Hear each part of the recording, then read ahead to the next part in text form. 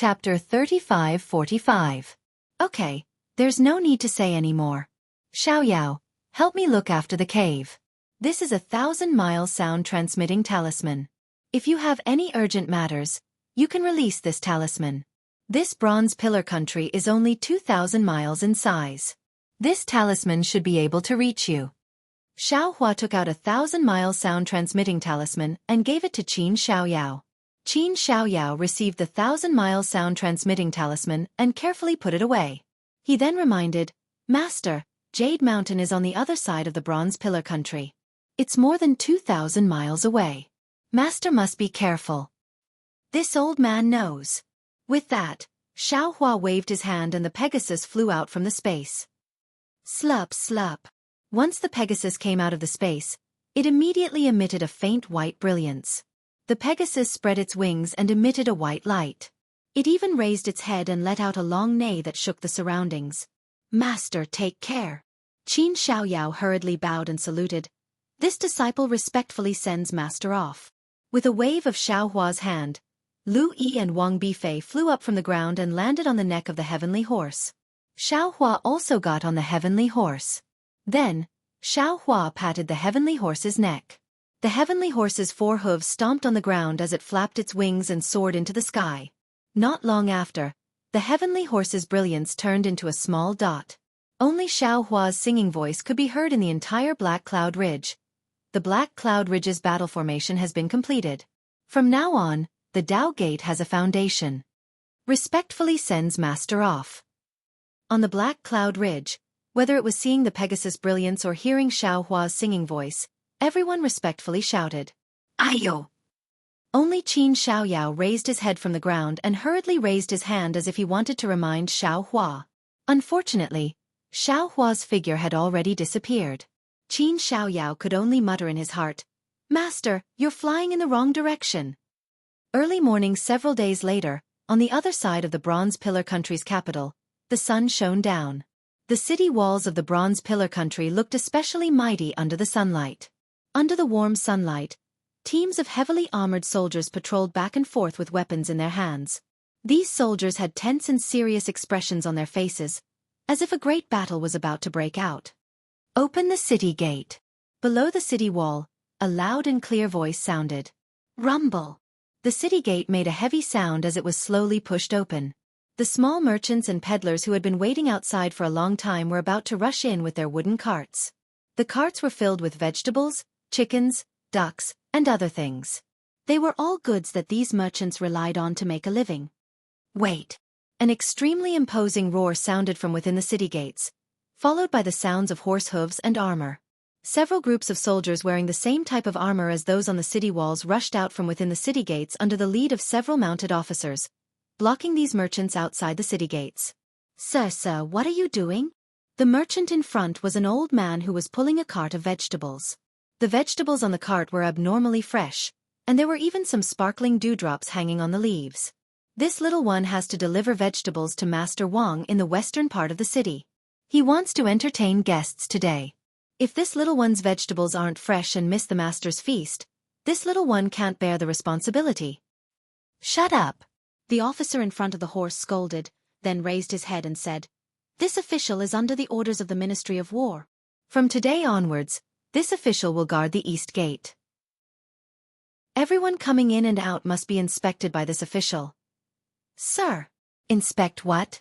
This little one passes through the East Gate every day to sell chickens and ducks at the market in the eastern part of the city. If you don't believe me, you can ask the old guard at the gate. Behind the old merchant, the middle-aged man pushing the cart of chickens and ducks was somewhat dissatisfied. Even the chickens and ducks on the cart started to quack. For a moment, the entire area outside the East Gate was in chaos. Pah! All of you shut up. The officer waved the horsewhip in his hand and said angrily, Right now we are at war. For the safety of our Bronze Pillar Country, and for your safety, the Ministry of War has ordered that not only the East Gate, but also the other 3 gates of the capital city. Maybe there are spies from the enemy countries among you. Is there a weapon hidden in your vegetables? Ayo! Sir! The old man's expression changed drastically as he hurriedly shouted, Take a look for yourself. This little one is a native of the Bronze Pillar Country.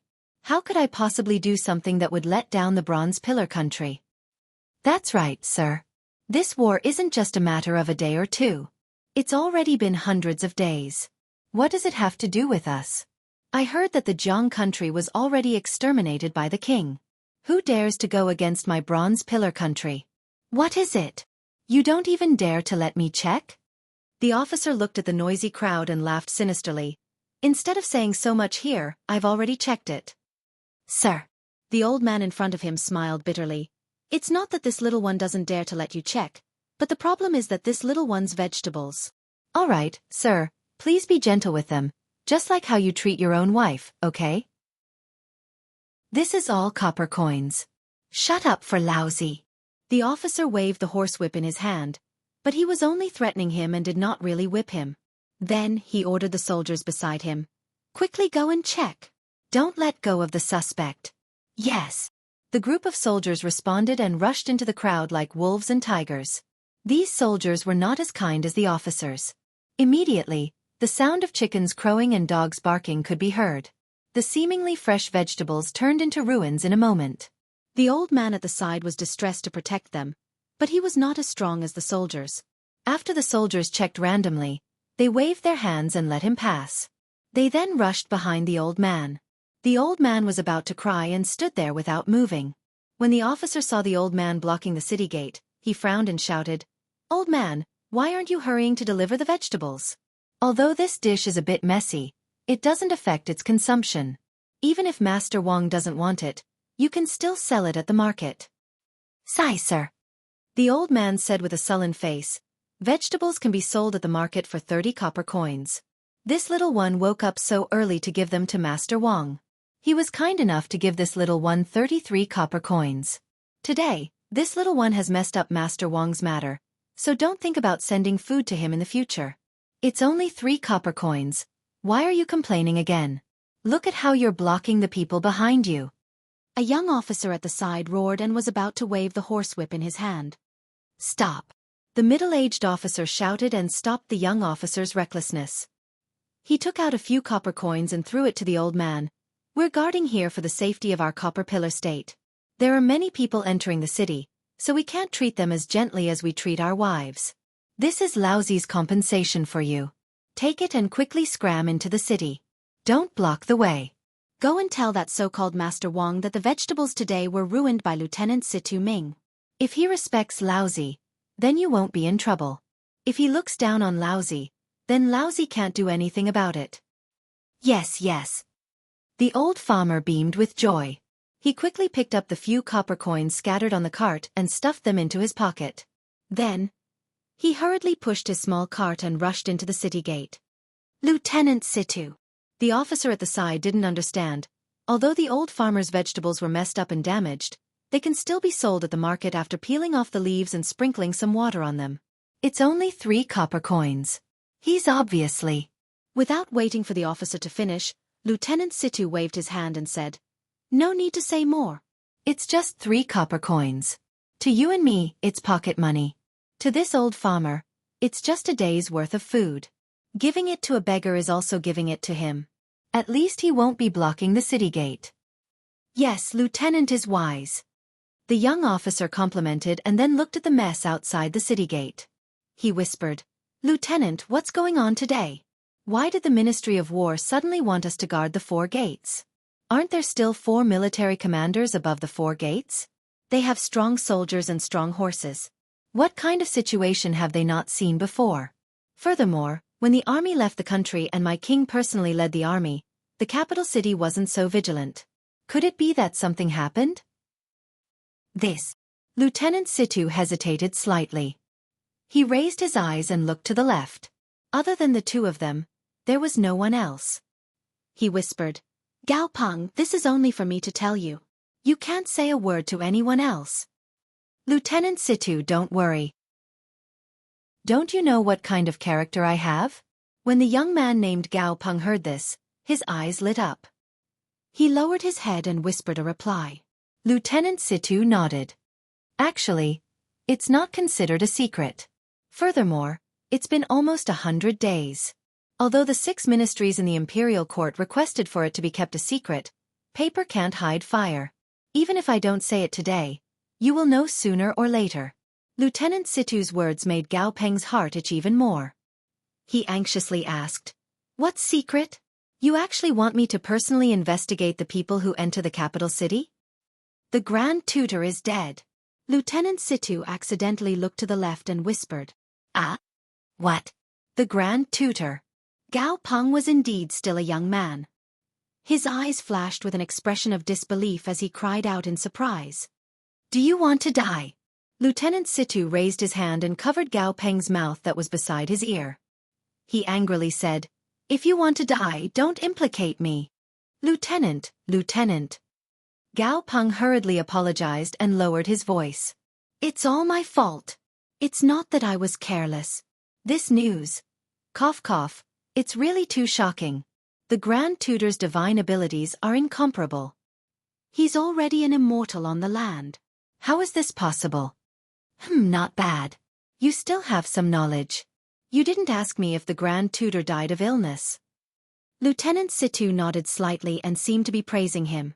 Gao Peng smiled and said, "I'm just too surprised. I'm not brainless. Anyone who thinks about it, with the Grand Tutor's divine abilities and today's battle formation, how could he have died of illness?" Chapter 3546. Commandant Situ had obviously been asked this question before, so he nodded his head in distress.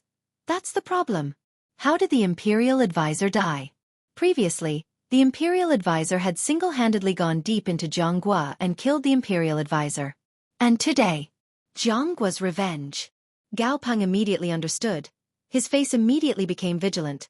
His eyes looking at the commotion outside the city gate, he nodded and said, "If that's the case, then we must guard the 4 gates, assist the Admiral and the rest in interrogating the villagers, and strictly prevent the remnants of the Jiang country from entering the capital to cause trouble." That's right.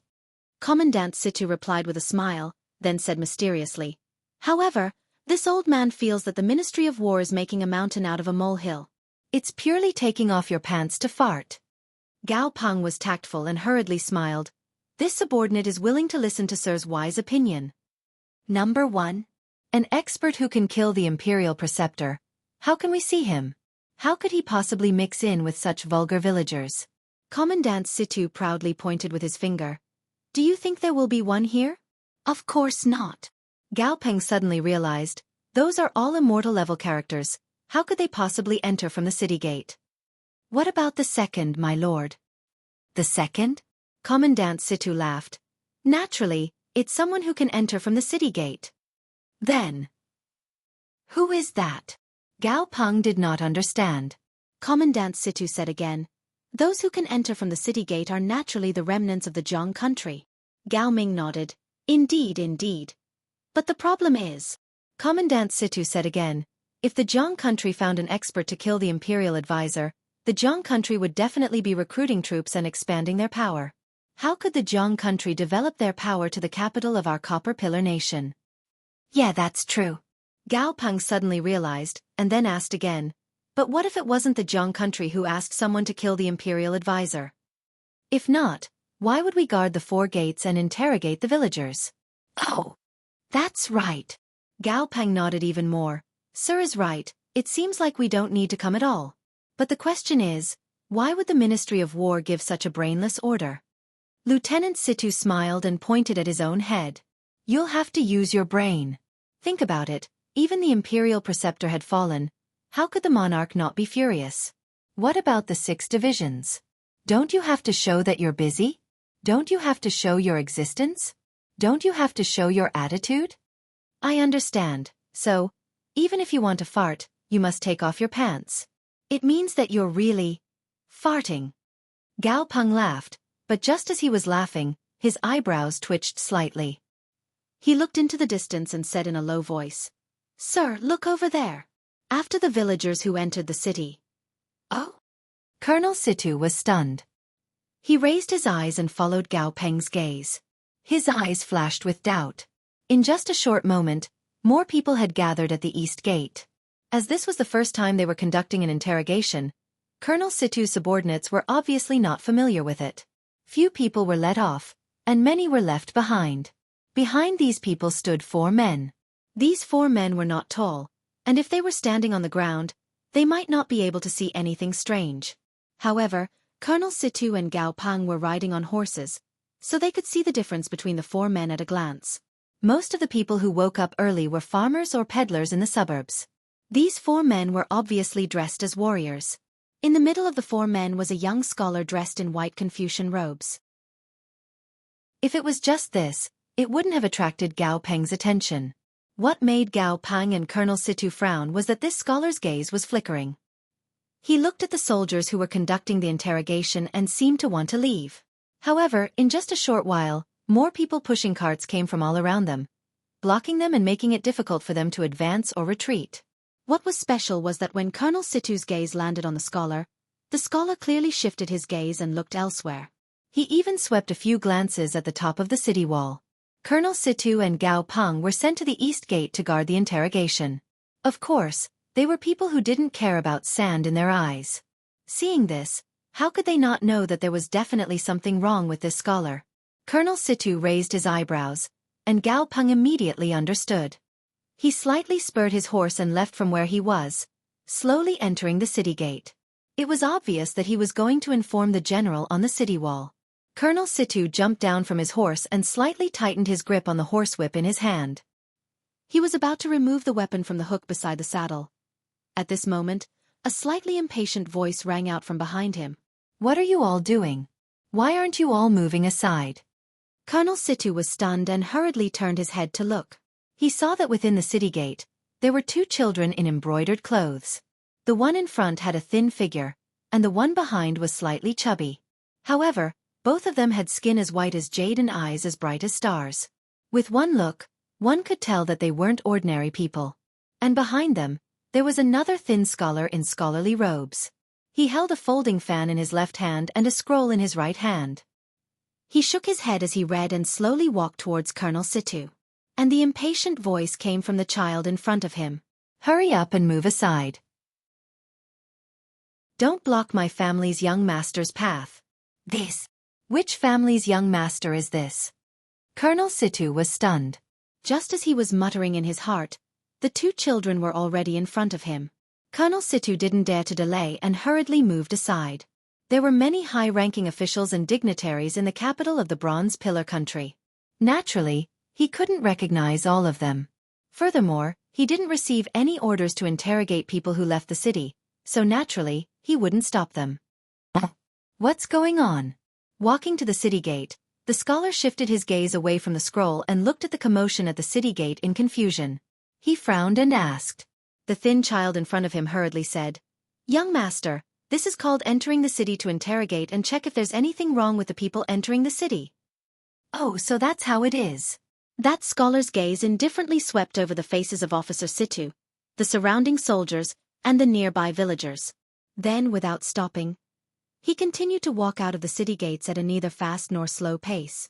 Seeing that the scholar didn't even know what an interrogation was, Colonel Situ knew that he couldn't afford to offend this scholar. Or rather, this scholar had nothing to do with him.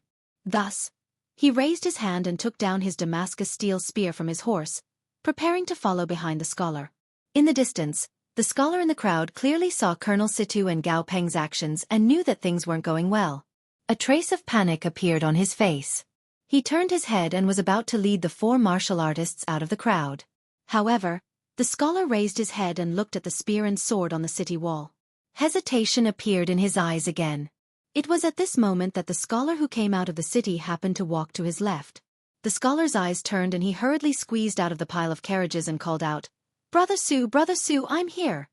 The one who came out of the city was naturally Xiao Hua. He brought Lu Yi and Wang Bianfei out of the Black Cloud Ridge and didn't directly fly to the Jade Mountain. Instead, he made a turn and landed in the Bronze Pillar country. He had some things he wanted to ask Zhai Xinglu's Zhu Qing. Unfortunately, Zhu Qing was no longer in the Bronze Pillar country. As for where Zhai Xinglu went, the new manager didn't know. Thus, Xiao Hua waited for a few days and participated in a small auction last night before preparing to leave for the Jade Mountain.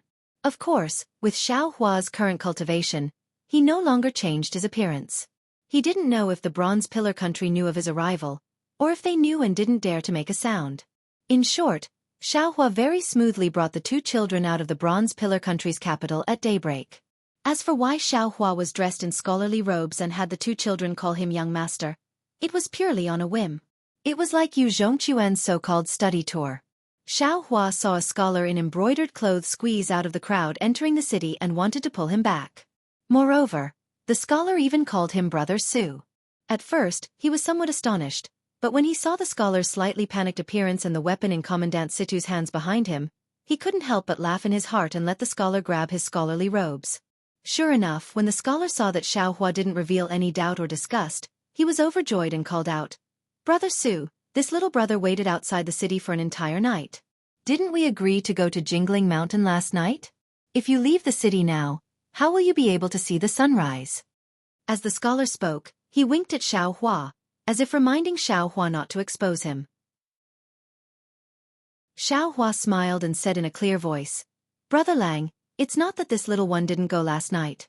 This little one suddenly had an important matter at home and this little one had no choice. Today, as soon as the city gates opened, this little one hurriedly came out.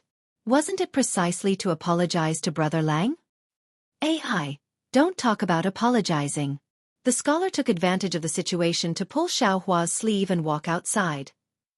"You'd better think about how to explain it to Miss Ling Hua. You've already stood her up twice in a row." Forgive me, Xiaohua said with a smile. "It seems this little one wants to be the host and bring a bramble to ask for forgiveness." As they spoke, the two people very affectionately left. Lu Yi naturally wasn't surprised. He pulled the somewhat dazed Wang Yifei and walked in front, while the four men protected them at the back. Commandant Situ naturally stood in the distance, somewhat uncertain. However, seeing Xiaohua's calm appearance, he didn't seem to be faking it, so he didn't chase after him. As for above the city wall, when Gao Peng looked down again, Xiaohua and the scholar had already walked far away. The scholar pulled Xiaohua for no less than half the time it took to eat a meal. Only then did he slightly tilt his head to see if there was anyone chasing behind him. Afterwards, he let go of Xiaohua's hand, but he saw that there were still some sweat stains on Xiaohua's sleeve. It was clearly from the scholar's hand when he was nervous. Xiaohua looked up and down and cupped his hands, saying, "Brother, the city gates are already far away. Presumably those soldiers already can't see us. This one still has some matters to attend to, so forgive me for not seeing you off. Goodbye." That scholar saw that Xiaohua didn't drag on and didn't ask him why he suddenly pulled him back. He hurriedly returned the greeting and said with a smile, "Brother, you've misunderstood. This one isn't afraid of any soldiers, but there's some misunderstanding with them. He, this one understands." Xiaohua also smiled and said again, "Goodbye." Chapter 35-47. Finished speaking, Xiaohua began to walk. The scholar opened his mouth, seemingly wanting to say something to thank Xiaohua, but seeing Xiaohua's carefree appearance, he didn't say anything in the end. However, just as Xiaohua took 2 steps, he heard one of the 4 strong men behind him hurriedly whisper into the scholar's ear, "Young master, I'm afraid it won't be easy for you and me to enter the city today. The person young master is meeting is still waiting in the city? We can naturally go, but wouldn't that make people unhappy? Young master, why don't you ask this young master to bring you into the city?" The strong man emphasized the word please, causing Xiaohua to frown. However, Xiaohua pretended not to hear. He raised the scroll in his hand and shook his head while reading. Confucius said, "Shun is filial. Virtuous as a saint, respected as the son of heaven, rich in the 4 seas. Ancestral temples reward him, descendants protect him." Thus, virtuous people must obtain their position, their wealth, their fame, and their longevity. Thus, creatures of heaven must be valued because of their talents. Those who plant them nurture them, those who topple them overturn them. The poem said, Jia Lu is a gentleman, constitutionalist and virtuous, suitable for the people. Receiving blessings from heaven. Bless and protect those who are blessed by heaven. Thus, virtuous people must receive orders. Xiaohua had only walked a few feet when the scholar hurriedly caught up with him, even though his face was filled with displeasure. He said loudly, "Young master, please wait. Young master is really in a good mood. You're still reading The Doctrine of the Mean when you're out for a field trip. This young master really admires you. It's just that, Does young master have any thoughts about these lines? This young master had some thoughts when I was reading them that day. I don't know if I can share them with young master. Is that so? Young master actually has some brilliant ideas? Xiaohua stood still, turned around, and asked with a smile that wasn't a smile. Then this student would like to ask young master about this line. Thus, virtuous people must obtain their position, their wealth, their fame, and their longevity. Thus, creatures of heaven must be valued because of their talents. Those who plant them nurture them. Those who topple them overturn them. Is there any other meaning? When the scholar saw that Xiaohua had taken the bait, he smiled and said, "The meaning of this sentence isn't anything special, but it means that a person of great virtue must obtain the position that he should obtain in this world." After hearing what the scholar had said, Xiaohua smiled and said, "Indeed, a virtuous person should be like this. However, if it's a person without virtue, as mentioned in the 27th volume of Yu Shi Ming Yu, he would definitely have evil retribution, right?" Yu Shi Ming Yan, Volume 27? The scholar stared blankly for a moment, clearly not understanding. After a moment, he seemed to have thought of something, and his face turned pale. He bit his lip and cupped his hands, saying, "This young one understands. Young master's help just now has made this young one very grateful. This young one does not dare to ask for more. It's best to correct your mistakes." Xiaohua nodded slightly, no longer paying attention to the scholar. He waved his hand and left. However, as soon as he left, the burly man hurried over with an angry look. He urged, "Young master, why are you so hesitant? In the end, is refinement more important, or is the master more important?" The young master pondered for a moment, stamped his feet again, and hurriedly chased after Xiaohua. He shouted, "Brother, this young one has a presumptuous request. I don't know if it's possible." "Since it's a presumptuous request, then don't say it." Xiaohua did not stop walking, nor did he turn his head as he said indifferently, Hi, brother, if this young one was not forced to this point, I would not be so humble." The scholar's face turned purple, but he still chased after him and sighed, "This young one does not have any special request. I just want to ask young master to bring this young one into the city." Xiaohua stopped, looked at the scholar and said word by word, "Although this young one does not know what brother wants to do, since you are hiding from the soldiers, it must be somewhat difficult to meet people. This young one can indeed bring brother into the city, but if something happens, it will inevitably bring disaster to this young one and even this young one's family. Brother can think for your family. Why can't this young one think for my family? Brother has no reason to drag this young one into the water. This young one has already taken a risk to help brother. There is no need for brother to keep relying on this young one, right?" This. The scholar's face turned even redder from Xiaohua's words.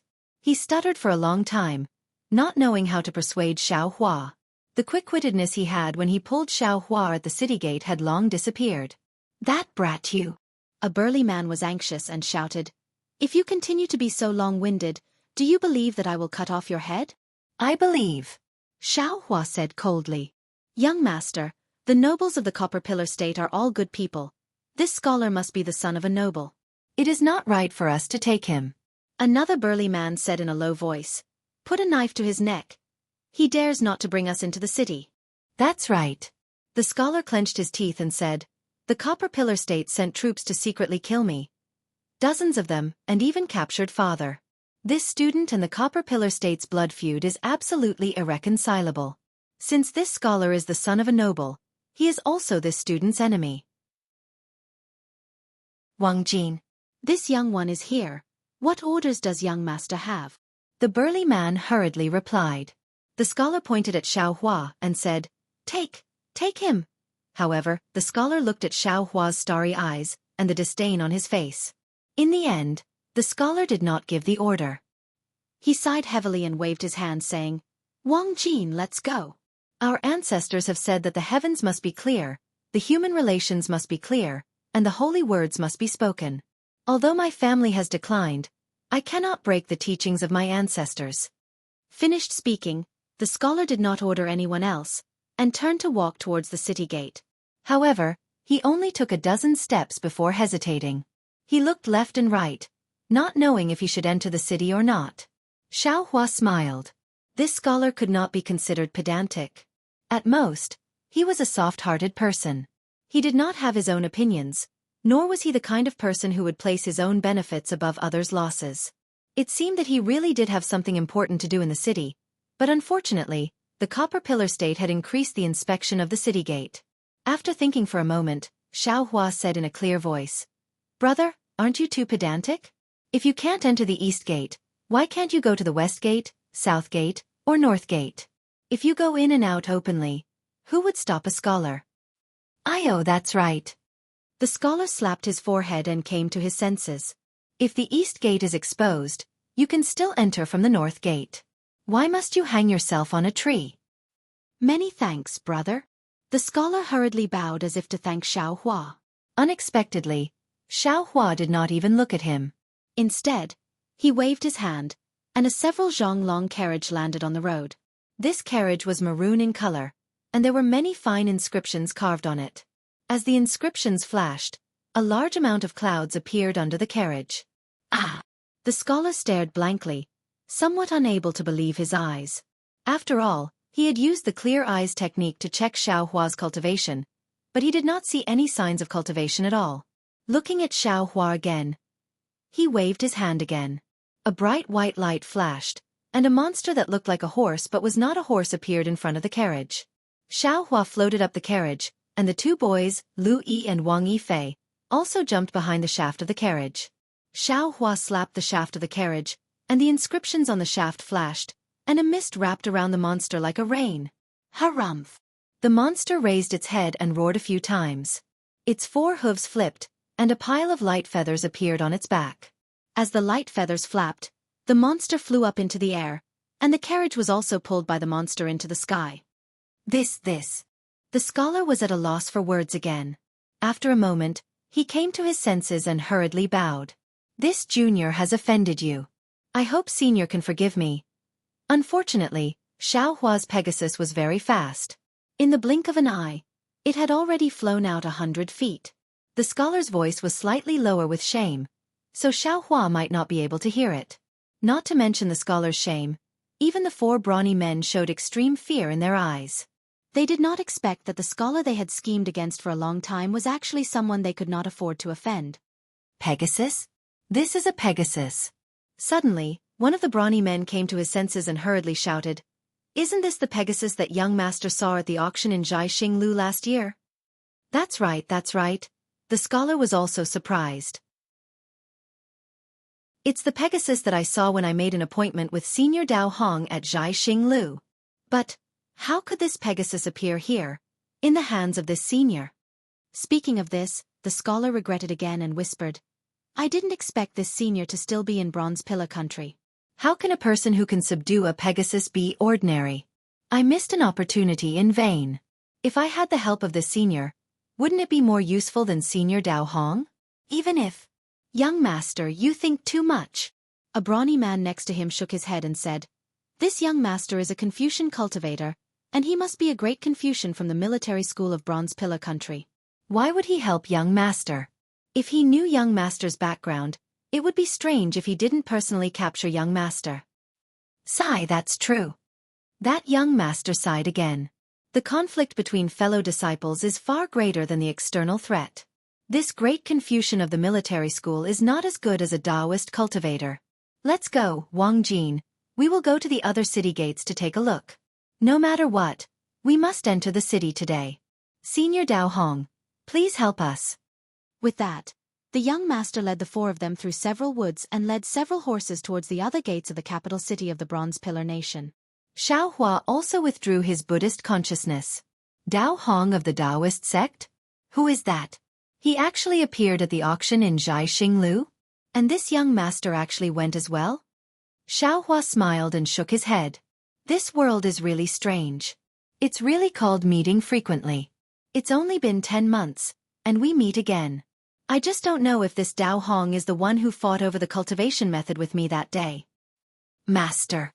Lu Yi, who was sitting in front of the carriage, smiled.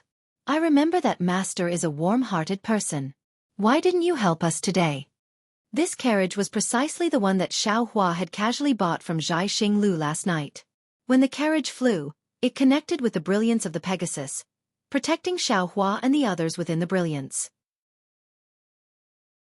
The fierce winds in the sky were unable to blow Lu Yi and Wang Yifei. Chapter 35-48. Hearing Lu Yi's confusion, Xiaohua smiled and said, "There are too many injustices in this world. As long as there are people, there will definitely be injustices. However, these injustices don't necessarily have to be taken care of. These injustices don't necessarily have to become fairness. Under the heavenly Tao, fairness and unfairness are normal. There is no such thing as absolute fairness. Take this scholar for example. He has the ability to solve his own problems and has people helping him. Why should this old man interfere? What's more, this scholar did not mention his name from the beginning to the end. Although this is a way to protect himself, deep down, he doesn't trust this old man at all. So why should this old man help him? Also, just from this scholar's actions, he might not be any more honorable than Commandant Situ who guards the gate. In this old man's opinion, Commandant Situ's heart is filled with sympathy. Guarding the gate is 100 times better than this scholar. Although this old man is the enemy of Copper Pillar State, helping this scholar without any reason is going against this old man's conscience. Xiaohua said and then told the story of Commandant Situ giving the vegetable farmer the copper coins. Lu Yi and Wang Bianfei fell into deep thought when they heard this. That's right, master. What is written in the 27th volume of Yu Shi Ming Yan? When you said it, that scholar's expression immediately changed.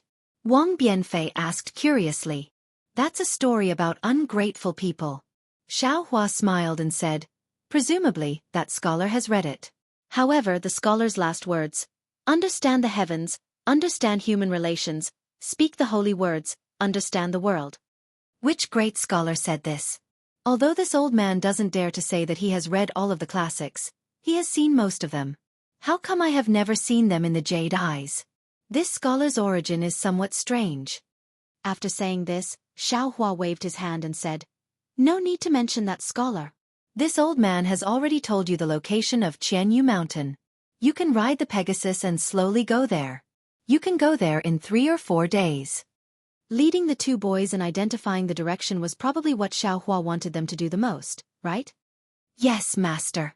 Lu Yi obediently replied and didn't ask any more questions.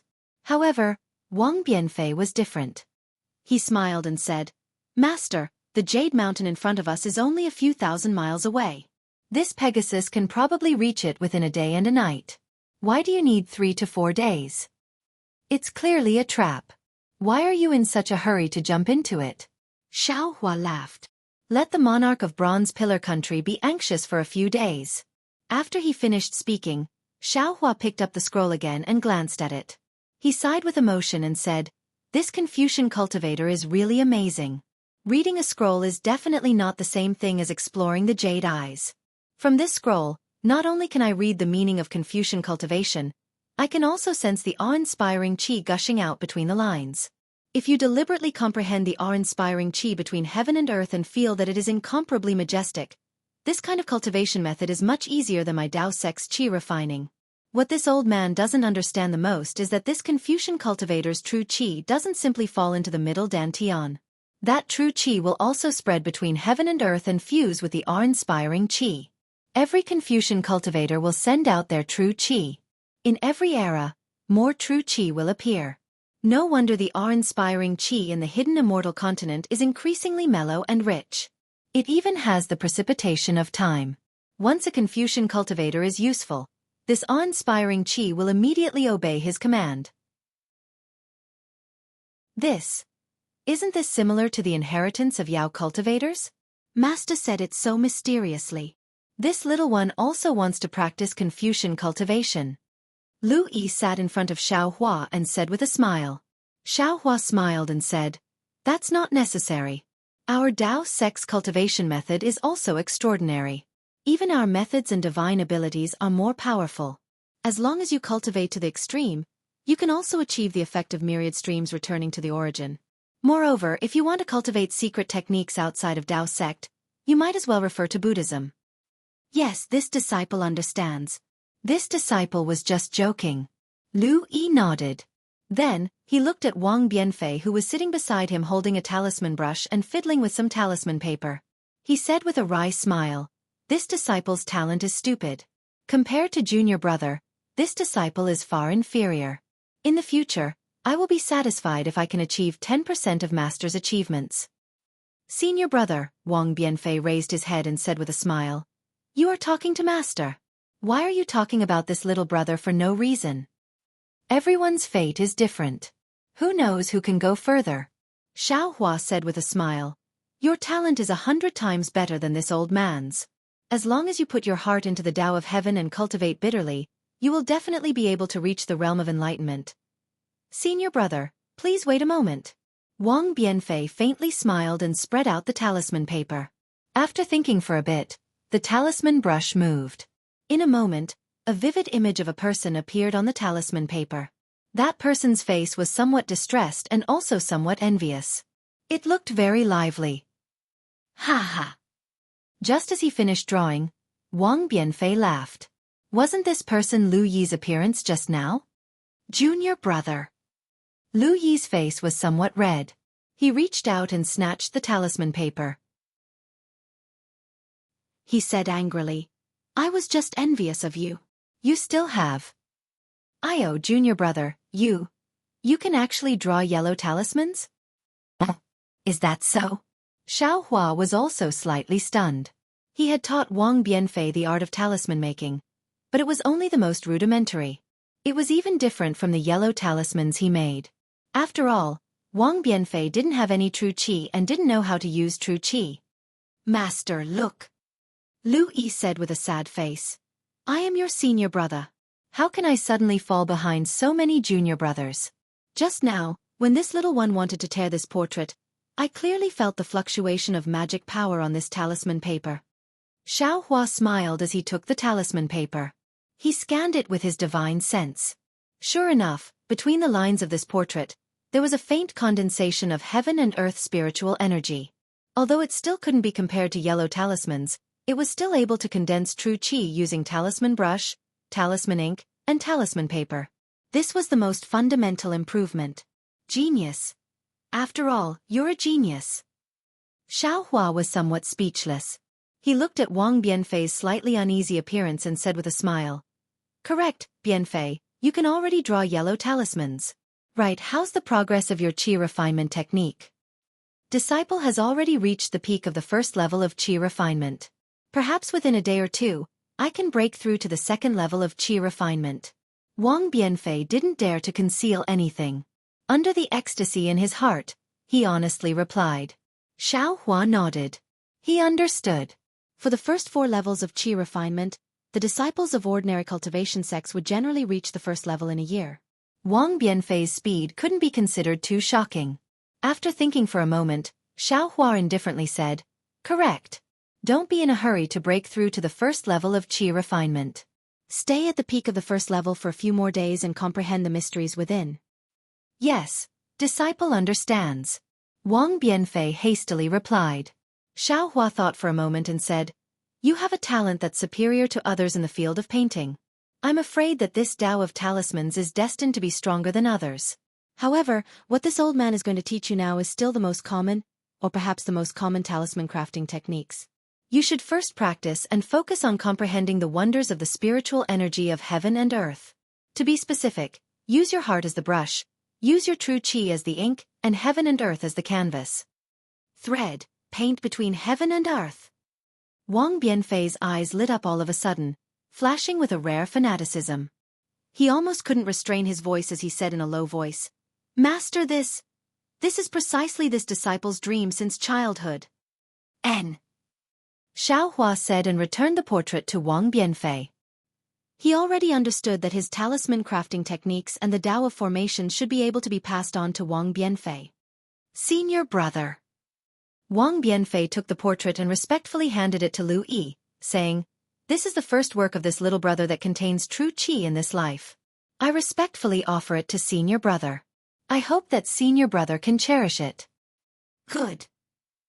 Lu Yi smiled. Although he was somewhat envious in his heart, he was more happy. Taking the portrait with both hands, Lu Yi carefully put it away in his bosom. "Lu Yi, how's your cultivation?" Xiao Hua asked again. "This old man brought you out to give you pointers. If this foundation isn't laid properly, It will be difficult in the future. In the past, this old man spent countless thoughts in order to consolidate his Dao foundation. I would rather not step into the second level of qi refinement. Fortunately, Zhang Qingxiao and Xiao Xianrue weren't here. Otherwise, after hearing Xiao Hua's words, they would have immediately fallen from the flying carriage. It wasn't that he didn't want to advance, it was that he couldn't advance no matter what. Yes, this disciple understands. The foundation is more important than anything else. This disciple will definitely follow Master's words. Lu Yi and Wang Bianfei respectfully replied. Although Lu Yi had met Xiao Hua earlier and also came into contact with qi refinement techniques earlier, he awakened his spirit later than Wang Bianfei. His aptitude was also a bit worse than Wang Bianfei's. Although he had already stepped into the first level of qi refinement, there was still a distance from the so-called peak. After Xiao Hua asked, he gave them some pointers and let them comprehend it themselves.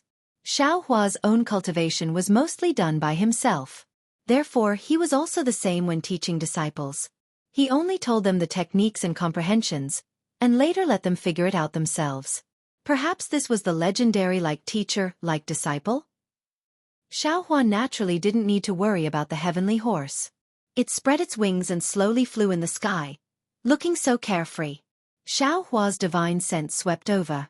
Seeing nothing strange, he sent his consciousness into the space. The green-robed Xiao Hua had already returned from the nascent soul in his lower dantian to the space. He was sitting cross-legged in the sky, facing the shabby immortal execution stage. Strands of lightning fell from the immortal execution stage and entered the green-robed Xiao Hua's body. Seeing this, Jade Archive Xiao Hua was somewhat baffled. "Fellow Taoist, please." Jade Archive Xiao Hua cupped his hands and said, "I don't know what fellow Taoist is doing? Do our techniques have this kind of secret cultivation technique?" "Fellow Taoist." The green-robed Xiao Hua opened his eyes and said in a low voice, "All techniques are created by someone. Isn't fellow Taoist's foundation establishment technique also created by yourself? Why can't I figure out a cultivation technique by myself? Relying on this lightning to temper the body?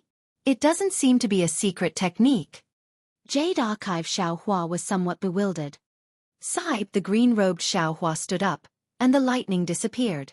He sighed and said, "Fellow Taoist doesn't know, I discovered a secret while I was controlling my nascent soul."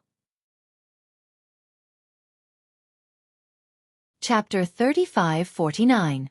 Yes, I know this. It should be the secret of the 5 Qi righteous thunder. Jade Archive Xiao Hua nodded. This secret was also a big question in his heart. Green-robed Xiao Hua said again, "Yes. Now, my nascent soul can already condense its body and condense its Tao foundation in the 5 Qi righteous thunder. But I have doubts again. Why can the 5 Qi righteous thunder condense the nascent soul's body and let it grow quickly? But why can't the lightning produced by the immortal execution stage in my space? Even the lightning tribulation and so on that fellow Taoist experienced before also can't?" Jade Archive Xiao Hua touched his nose and said with a bitter smile, "This heavenly thunder looks the same, but I'm afraid it's divided into many types. I remember before in Star Picking Tower, didn't I also hear about heavenly thunder and earthly thunder? Gung Xian metal thunder, Shenyu metal thunder, Jia Yi wood thunder, Bingding fire thunder and Wu Ji earth thunder. The 5 Qi righteous thunder might be different from the lightning tribulation and other heavenly thunder, right?" "Not necessarily." Green-robed Xiao Hua stretched out his hand and made a grabbing motion in the air. A ball of lightning appeared in his palm. The lightning flashed and countless mysteries were annihilated. Even the Jade Archive Xiao Hua couldn't see through it with a glance. This poor Taoist knows that the birth of lightning and the destruction of lightning is the beginning of life. The spiritual energy of heaven and earth is also born along with the lightning strikes. However, the spiritual energy of heaven and earth seems to be dead, or it could be said that it is lifeless. It doesn't have the vitality of heaven and earth like the noble Qi. This is also the difference between my Tao sect's divine ability and Confucian's divine ability. Then why is there life in the righteous Qi? It should be related to the 5 Qi, right? It should also be related to Confucian's 5 Qi unification, right? Yes, Jade Archive Xiao Hua naturally understood what green-robed Xiao Hua said. He nodded and said, "Although my Tao sect also pays attention to the 5 elements, Tao Sect's 5 elements are all over the world. Confucian's 5 elements are in the body. Since it's in the body, it's alive, not dead. Tao Sect emphasizes the 5 elements. Confucian cultivators emphasize the 5 qi. Although they both involve metal, wood, water, fire and earth, there's an essential difference. Perhaps there's no essential difference, but at the peak of cultivation, there's an essential difference. Green-robed Xiaohua continued. Sometimes, the myriad streams may not return to the origin. We haven't obtained the true 5 qis unification yet, so we can't make a generalization. Jade Archive Xiaohua shook her head. Fellow Taoist, have you ever wondered what the yuan of the 5 qis unifications is? Is it the yuan of the vital energy of heaven and earth? The yuan of the spirit-slaying vital light? Yuan is the origin of the heavens, the central meaning. When the 5 qis gather in the origin, it means that the 5 qis take the form of auspicious clouds and condense at the top of the head, revealing the supreme divine ability. However, the green-robed Xiaohua shook his head. I also had the same thought before I took control of my nascent soul and received the baptism of the 5 qis righteous thunder. However, after witnessing the boundless vitality of a nascent soul under the effects of the 5 elements righteous thunder, I no longer think so. Fellow Taoist, you mean that this yuan is one? Xiaohua frowned, and his eyes flashed with a 5-colored brilliance. That's right. The green-robed Xiaohua nodded. From the perspective of my Taoism, it is Tao begets one. Yuan was life. Life and death. Hiss. Xiaohua sucked in a breath of cold air. Rumble. The wind and clouds in the entire space began to violently change, lightning flashed, and thunder rumbled. Fellow Taoist, what you said earlier about, when the 5 qis gather in the origin, it means that the 5 qis take the form of auspicious clouds and condense at the top of the head, revealing the supreme divine ability, was also explained from the perspective of my Taoism's pursuit of divine ability. The green-robed Xiaohua continued, Fellow Taoist, have you ever thought that all the cultivation paths in this world might not necessarily be the pursuit of divine ability, might not necessarily be the pursuit of power, and might not necessarily be the pursuit of longevity? If all of them were like the Taoism's pursuit of power and bravery, wouldn't this world be simple? Would it not be gorgeous and colorful? Fellow Taoist, think again about that little thunder and the insect eggs under our feet. Why haven't they awakened after the separation of yin and yang? That little thunder also awakened after going out and being bombarded by the 5 qis righteous thunder, right? Boom. The entire space seemed to have suddenly turned dark, and then suddenly brightened. Xiaohua cried out involuntarily. Could it be that the path of Confucian cultivation is the path of life? The goal of Confucian cultivation. Then the mystery of the heavenly book is not the divine ability to reach the heavens, but the profound life? Now that Confucian cultivation has given birth to 100 schools of thought, did they all cultivate wrongly? Or were they all misunderstood by others? After they annihilated my Taoism, they envied the power of my Taoism's magic and pursued the effects of magic? If so, then it can explain why the noble spirit has vitality and why Xian can't understand the heavenly book even though he has it. If Confucian cultivation is life, then what about death? Xiaohua frowned again. Could it be the Buddhist sect? Death. The green-robed Xiaohua shrugged and laughed. Although the Buddhist sect can interfere with the 6 paths of reincarnation and emphasize reincarnation cultivation, if you say they cultivate the path of death, I don't think so. Only the yin side of the space beneath us has the qualifications to say the word death. Then what is the foundation of the Buddhist sect's cultivation? Xiaohua didn't understand. The green-robed Xiaohua didn't know whether to laugh or cry. You have to ask that baldy up there. He recites Buddhist scriptures every day and has already formed a 5th grade golden lotus. I'm afraid he will soon reach the 9th grade. At that time, even if you don't ask him, Mahavairakana will come to find you and tell you the foundation of the Buddhist sect in person, right? Yes. Xiaohua understood. The Buddhist scriptures and dharma of the exquisite temple were the foundation of the Buddhist sect's cultivation. Moreover, he also knew that the Sarira of the Buddhist sect should be the foundation of the Buddhist sect's cultivation. However, he didn't know what the Sarira was used for. Although the dark clouds are thick and the night is bleak, the sun and light will always appear. Everything will be revealed one day. Xiaohua raised his head slightly and pointed his finger. The clouds in the sky scattered and the sky opened. It was a sunny day. The green-robed Xiaohua took a deep breath and said with a smile, "This space is still the best.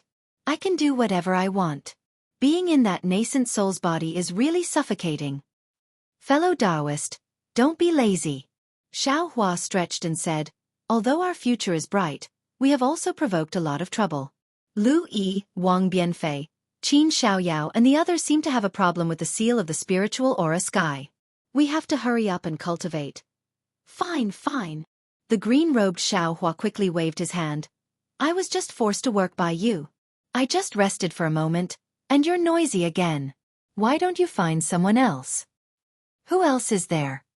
Xiaohua smiled bitterly, looked at the sky and said, "Fellow Taoist, heavenly law is like a dream, I can't find his trace. Fellow Taoist, karma is like a huge monster, never listening to us. Fellow Taoist, soul cultivator specializes in guarding the mysterious dark clouds. Fellow Taoist, Long Mai controls fate and cultivates different from us. Fellow Taoist, Confucian cultivator is now immersed in the five Qis unification and wants to uncover the mystery of Confucian cultivator. Fellow Taoist, Buddhist cultivator. Oh, I'm afraid he can't be called fellow Taoist anymore. He should be bitterly cultivating Buddhist Dharma, wanting to achieve Namo Maitreya Buddha. Fellow Taoist, Phoenix body is free, but he cultivates heavenly law embodiment technique and heavenly body empowerment technique, so he can't enter the space. Fellow Taoist, do you think I can order him around?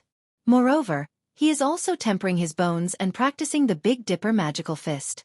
That light escape technique is the foundation of our cultivation. There are 10 of us, can we split it? Alas, fellow Taoist, if you knew this, why didn't you split a few more primordial spirits?" The green-robed Xiaohua sighed. "How would I know that I can't split my primordial spirit after going through the 3 gold lightning tribulation?" Jade Archive Xiaohua shrugged. "I thought that I could split it at will in the future, so I didn't think too much about it. However, now that I think about it, I'm afraid that there will be problems no matter how many primordial spirits there are. Not to mention that the Phoenix Dharma body hasn't returned yet. We recently took in a devil spirit as a little brother. Even that bone-tempering fellow Taoist is somewhat unruly. If we can't get along well in the future, I will be in even greater trouble." Forget it, forget it. You can go." The green-robed Xiaohua waved his hand. "I know. That is Shan Jun's cultivation method, Jade Talisman refining technique, and especially the teleportation formation you want. I will work hard on it. I won't delay you. After you take out the gold and wood elemental magnetism, you can set up a large formation there." Fellow Taoist Nose Eyes Heart. Jade Archive Xiaohua smiled and cupped his hands. "I will go." "Oh, don't worry. Before you go out, take a look at Little Yellow. This little guy seems to have some problems." The green-robed Xiaohua seemed to say casually, cupped his hands, and disappeared. Jade Archive Xiaohua was stunned. He waved his hand and saw Little Yellow appear in front of him. Sure enough, as the green-robed Xiaohua said, Little Yellow was somewhat dispirited. Jade Archive Xiaohua muttered to himself, thinking that when Little Yellow went out, it seemed to be like this. When Jade Archive Xiaohua looked carefully, he didn't see anything wrong with Little Yellow. "Little Yellow," Jade Archive Xiaohua said. "Mother." At this time, Little Yellow woke up from its absent-minded state and answered in surprise. However, it didn't jump into Jade Archive Xiaohua's arms as lively as before. Instead, it swayed its tail slightly, looking very calm. "Are you feeling unwell?" Jade Archive Xiaohua said with a smile. "If there's anything, feel free to tell Mother." "It's nothing." Little Yellow turned its neck in boredom. "Boy just feels bored." "Bored? What do you mean?" Jade Archive Xiaohua didn't understand. "Are you feeling uncomfortable at home?" "Mother," Little Yellow said with some embarrassment. "Home is very good, there is nothing uncomfortable, but because it is too comfortable, it is not as exciting as outside. Moreover, Mother is so awe-inspiring outside, able to kill so many bad people, upholding justice, seeing injustice on the road, pulling out a sword to help. Boy can't be like Mother." "Ah!" Jade Archive Xiaohua was dumbfounded. He looked at Little Yellow in disbelief and asked curiously, "Where did you know about Mother?" Do you know what upholding justice is? Pulling out a sword to help when seeing injustice on the road? Mother. Little Yellow swayed its tail and seemed to be smiling. This is all from Wang Bianfei. What? Wang Bianfei? Jade Archive Xiaohua was even more dumbfounded. When did you see him? Oh, not good.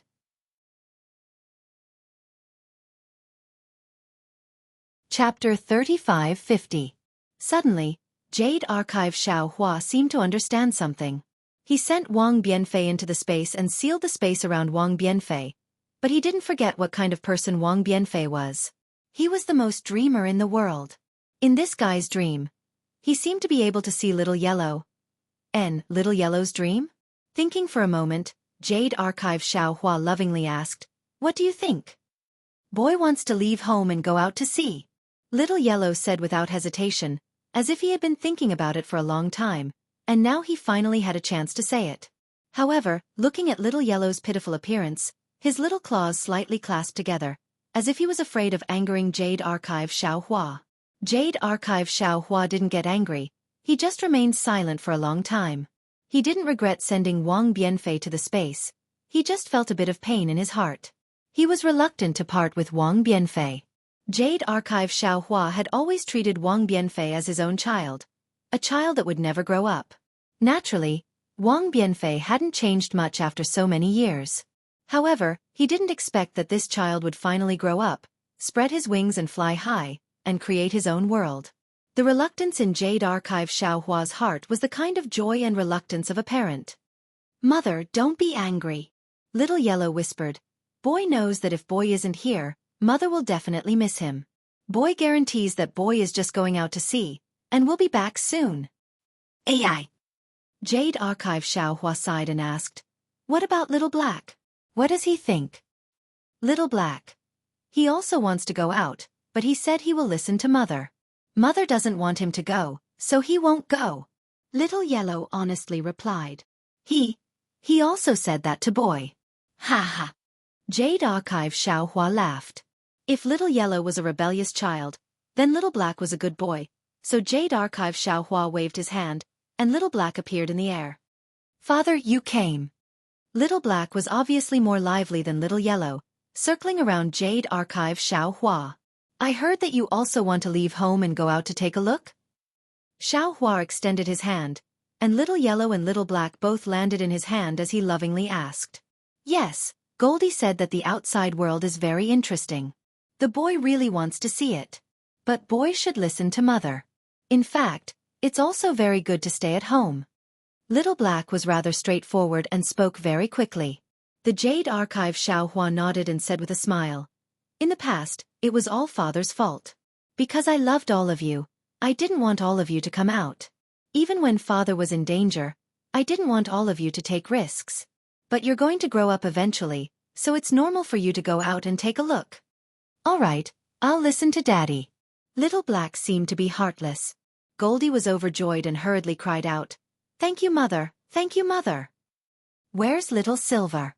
Jade Archive Xiaohua seemed to think of something and asked. "Little Silver is still young. Why would it leave home?" Little Yellow immediately acted like an elder as he replied. His tone was similar to what Xiaohua had said to him. Jade Archive Xiaohua smiled slightly and waved his hand, and Little Silver also appeared in the air. When Little Silver saw Jade Archive Xiaohua, it immediately stood up in the air and cupped its hands in greeting. It then flew to Little Yellow's side and snuggled up to it. "Little Silver," Jade Archive Xiaohua asked, "your mother is going to leave home. Are you going with her?" "Of course." Little Silver's voice was a little low. "What are you going to do?" Little Yellow scolded. "You stay at home obediently. It won't be too late to go out when you grow up." Boy should listen to Mother. Little Silver was very afraid of Little Yellow. Hee. Jade Archive Xiaohua smiled and waved his hand. 3 rejuvenation pills appeared out of thin air and he said, "The 3 of you take these." "Yes, Mother." "Yes, Father." The 3 little things opened their mouths, and the 3 rejuvenation pills immediately fell into their mouths. Watching the 3 little ones take the rejuvenation pills, Jade Archive Xiao Hua pondered for a moment. He indeed had a lot of treasures, but the three little ones couldn't use many of them. Or rather, it could be said that he didn't know what to give them. Take a rest after taking the pills, Jade Archive Xiao Hua said. Xiao Hua of the Jade Archive said, after a few days, Father will send you out and let you see what's going on outside. Yes, Father. Little Black agreed very obediently, but there was already some reluctance in his voice. Hearing this, Jade Archive Xiao Hua couldn't help feeling a little sad. He looked at Little Yellow again and saw only excitement. It was likely that its heart had already been set on its way. AI. Xiao Hua's heart had never ached as much as this time when he came out of the space. Sighing, Xiao Hua raised his eyebrows and berated, Wang Bianfei, come here. Master. Wang Bianfei seemed to have never seen Xiao Hua so angry before. His body trembled and he anxiously said, What's the matter, disciple? Disciple is right beside you. On the way back from home, what kind of dream did you have? Xiao Hua asked somewhat angrily. Wang Bianfei was surprised. He really admired Xiao Hua to the point of prostrating himself before him. He actually knew that he had a lot of dreams. Master. Wang Bianfei didn't dare to hide anything and honestly replied, Disciple dreamed of a little yellow sable. This little sable could speak human language. He bragged to Disciple, saying that his mother was incomparably powerful and could split heaven and earth. Master, if this isn't bragging, then what is? Isn't this little sable's mother the old sable? How is that possible? Thus, Disciple told him about Master, saying that Master could kill a demonic dragon and could kill people from 1,000 miles away. Disciple also said, many stories that Disciple heard from Mother. That little sable was a trash that hadn't seen the world, so Disciple said that he had nothing to say. He also said that his mother was very strict with him and wouldn't let him leave home. Disciple said that you wouldn't sneak away. It's really boring at home. Outside is more fun. Shut up. Xiao Hua said angrily. This old man is the mother that little sable spoke of. How is that possible? Wang Bianfei was dumbfounded. He hurriedly knelt down and kowtowed. Master, please forgive me, Master. Disciple didn't know. Disciple didn't know. Humph. Xiao Hua was both angry and amused. He didn't know how to reprimand Wang Bianfei. Presumably, Wang Bianfei had put all those stories that his mother told him on his head. Little Huang was originally the trash that Wang Bianfei said had never seen the world. Now that he was here, he even called Xiao Hua mother. How could little Huang win against him? However, looking at Wang Bianfei, Xiao Hua thought about Little Yellow. He said that Wang Bianfei's mother spoiled Wang Bianfei too much, but didn't he also spoil Little Yellow and Little Black? The two were obviously extremely powerful demonic beasts, yet he was never willing to let them out. It was also his spoiling that caused the two to have shallow knowledge. Thinking about it this way, Wang Bianfei didn't do anything wrong. If it wasn't for Wang Bianfei's dream, if it wasn't for him drawing a gorgeous world for Little Yellow, how could Little Yellow have the heart to run away from home? Wouldn't he be delaying the two little things? Get up. Xiao Hua waved his hand. This can't be blamed on you. This old man put you into the Jianghu bag. This old man still has two little things inside. It's fine if you don't know. But in the future, don't say too many impetuous and unrealistic words. Yes, disciple understands. Wang Bianfei lowered his head, not daring to say anything more. Alas, I'm afraid these exaggerated words were taught by that little monk Gunyan. Xiao Hua sighed. After a long while, seeing that Xiao Hua's face had calmed down, Wang Bianfei whispered, Master, disciple also saw a little monk in his dream. Which little monk? Gunyan? Xiao Hua didn't care and just answered casually. But just as he said that, his face was startled and he hurriedly said, You're not talking about Gunyan? Is it really a little monk? Of course, there was a little monk in the space, and that was Jianghu. However, what puzzled Xiao Hua was that Jianghu didn't look like a monk. How come he became a little monk in Wang Bianfei's dream? At this point, Wang Bianfei's face also showed a puzzled expression, and he replied, Master, that little monk was said to be a little monk, but there was a very big virtual image. I'm afraid it was more than 100 feet in size. Moreover, the little monk was trekking with difficulty and didn't pay attention to disciple. No matter what disciple said to him, he would only recite Buddhist scriptures. Once the Buddhist scriptures were recited, the Buddha's virtual image would shine with Buddhist light. Countless dragons and women, as well as extremely beautiful words, looked very arrogant. Disciples simply couldn't get close. Oh right, there were many Buddha statues and people in that Buddhist light. What was this monk reciting? Hearing the golden body that was more than 100 feet in size, Xiaohua's face lit up with joy, and he asked again. This, how would disciple remember? Wang Bianfei smiled bitterly. Is it? Avalokitesvara Bodhisattva, when walking the deep Prajna Paramitha, saw that the 5 skandhas were all emptiness, passing through all suffering? Sarira, form is not different from emptiness, emptiness is not different from form is emptiness is form. Xiaohua almost couldn't wait, and in one breath, he recited the Prajna Paramitha Heart Sutra. Wang Bianfei was dumbfounded. How could he understand Buddhist scriptures? At first, he was simply confused, but when he heard, form is emptiness is form, his face lit up with joy. However, he didn't dare to say anything, fearing that Xiaohua would be angry. He only waited for Xiaohua to finish speaking, then he opened his mouth and said, Master, it is precisely this.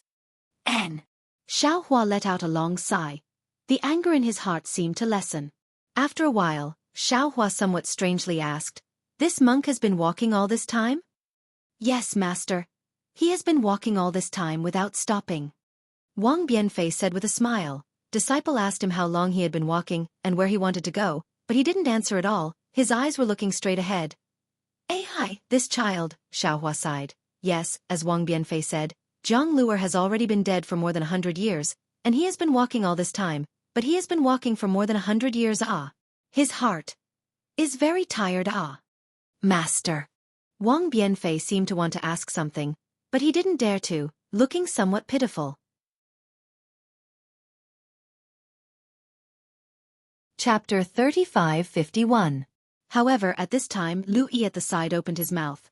Master, Bodhisattva Avalokitesvara, when walking the deep Prajna Paramitha, saw that the 5 skandhas were all emptiness, passing through all suffering. Sarira, form is not different from emptiness is not different from form is emptiness is form, the same goes for feelings, thoughts, actions and consciousness. Sarira is the emptiness of all dharmas, neither created nor destroyed, neither impure nor clean, neither increasing nor decreasing.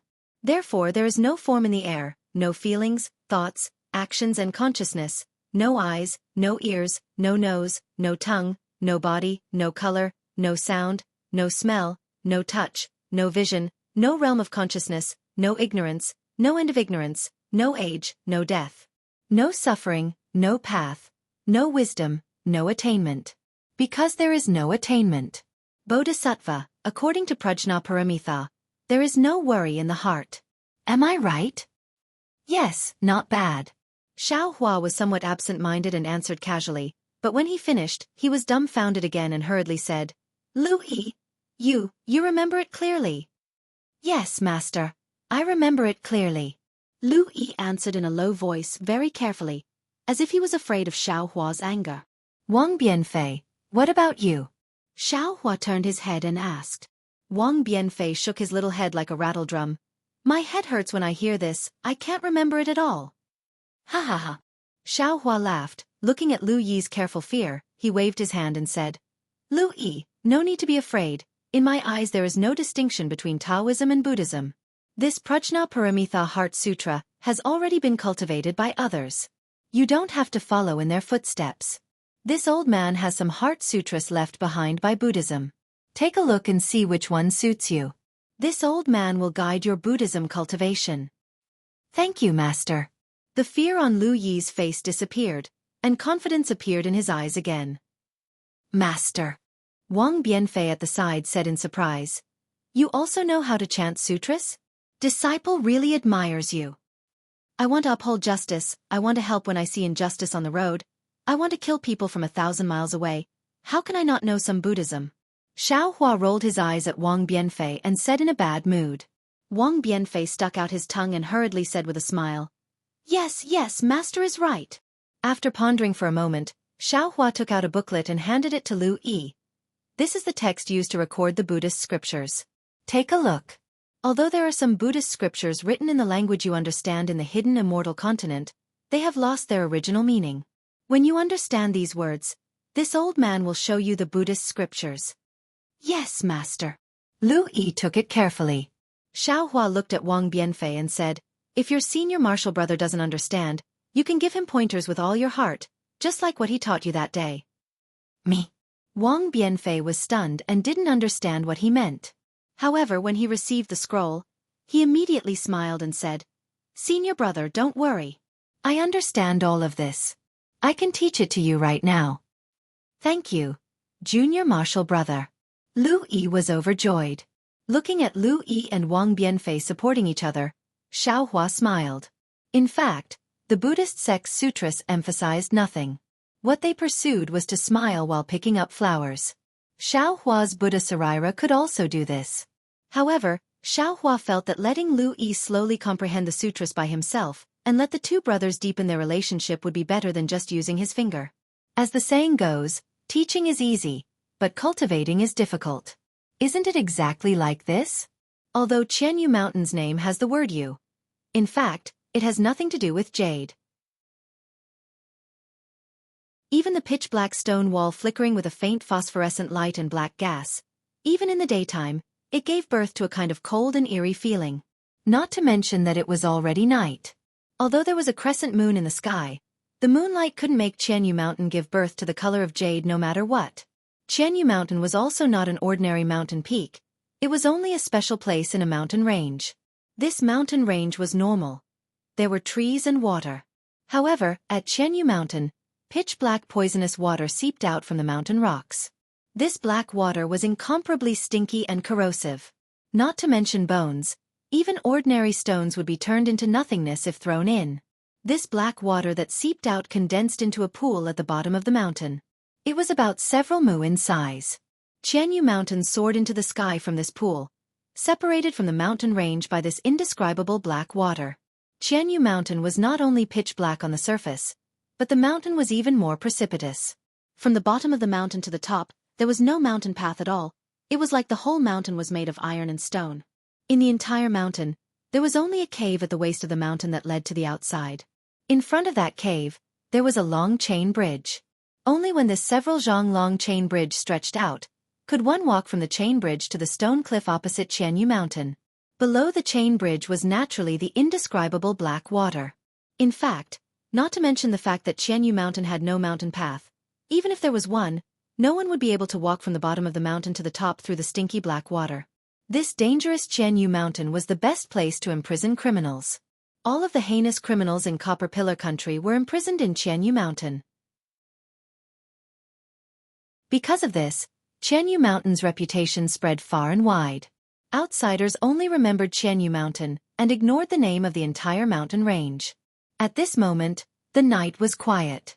This was the case in Copper Pillar Country, and even more so in the surrounding mountains. The infamous Front Jade Mountain also became more and more desolate. From time to time, the howls of evil beasts could be heard. Occasionally, there would be screams coming from within the Front Jade Mountain. Other than these sounds, there were also some strange noises. People couldn't help but think of the souls of the dead who died here. They couldn't help but feel their hair stand on end. Who would come here at night? However, just a few li away from Qianyu Mountain was a mountain forest that wasn't very tall. At this moment, the forest was very quiet. When the mountain wind blew, there were actually many black shadows crawling between the rocks. These black shadows couldn't be seen from a distance and could only be faintly seen when the faint starlight fell from the sky. Roughly counting these black shadows, there were at least a few hundred people. At the edge of the mountain forest, there was a protruding mountain rock. Behind the mountain rock, there were several people. These people's eyes were bright as they looked in this direction. Although no one said anything, the slight uneasiness in their eyes revealed the anxiety in their hearts. The wind blew gently, lifting everyone's clothes. A slightly old voice sounded, "Young Master Zhu today is a little strange. It seems a little different from what young master said." The voice came from a white-haired old man at the front. "Ah, Senior Dao Hong. Is there something different here?" A voice sounded. This voice came from a young master beside the old man.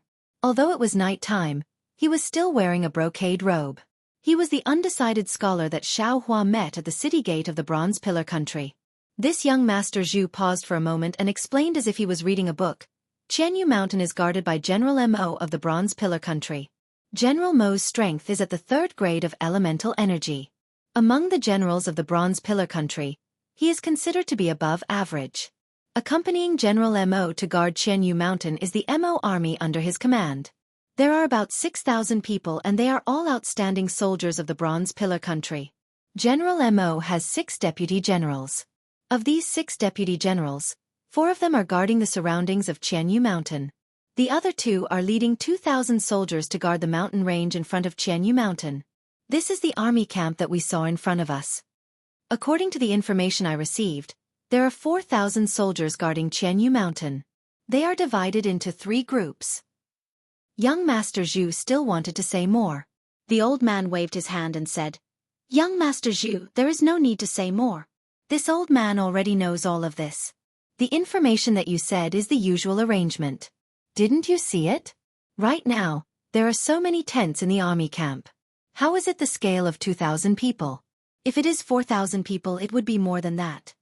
Young Master Zhu was a little hesitant. He looked into the distance and said honestly, "Senior, this junior can't see it." It's fine if you can't see it." The old man named Dao Hong nodded. "Tonight is a little inappropriate. In this old man's opinion, why don't we turn back tonight? We can talk about it when we have the chance in the future." Senior is right. The Bronze Pillar country's capital has suddenly increased its security. This really caught this junior off guard and I almost couldn't enter the city to pay my respects to senior. Young Master Zhu was always someone who didn't have his own opinions. Once he heard the old man's words, he immediately agreed. But before young Master Zhu's words landed, an old man beside him said unhappily, "Young Master, old Master has been captured by the king of Bronze Pillar country for more than a year. Right now, we don't know if he is alive or dead. Our spies in Jianghu Mountain can't even see old Master. If we wait any longer, I fear it will be disadvantageous to old Master." Ouch! Right at this moment, a faint scream came from several kilometers away. Young Master Zhu's body trembled and he echoed, "That's right, Senior Dao Hong. We don't have many chances. The longer we delay, the more difficult it is to guarantee my father's safety. Why don't we barge in tonight? That Min Mo general is only at the 1st tier of the 3rd grade of elemental energy, 1 grade lower than you." "Ah!" Dao Hong sighed and said with a grimace, "This old man only coveted young Master's golden core method. Today, I fear that I will really lose my life here. Didn't young Master say earlier? News of Bronze Pillar country has spread like wildfire recently. Imperial Preceptor Lang Qingga died in Black Cloud Ridge. Jianghu country's Chongling princess raised her flag next to Bronze Pillar country. How can Bronze Pillar country not increase their security at Jianghu Mountain? It does not matter if this old man dies here, but young Master Zhu does not value your own life? This senior's words are reasonable." Young Master Zhu was out of ideas again. He said with a frown, "This is the most sensitive time for Bronze Pillar country. If we rashly—" "Young Master, you are so smart all your life but stupid this time." The old man beside him almost jumped up. He looked like he expected better from young Master Zhu. He suppressed his anger and said in a low voice, "It is because Bronze Pillar country is at its most critical time that their attention will be on Black Cloud Ridge, the capital, and Jianghu country. They will not pay attention to Jianghu Mountain. Only now is the best time for us to enter Jianghu Mountain and rescue Old Master."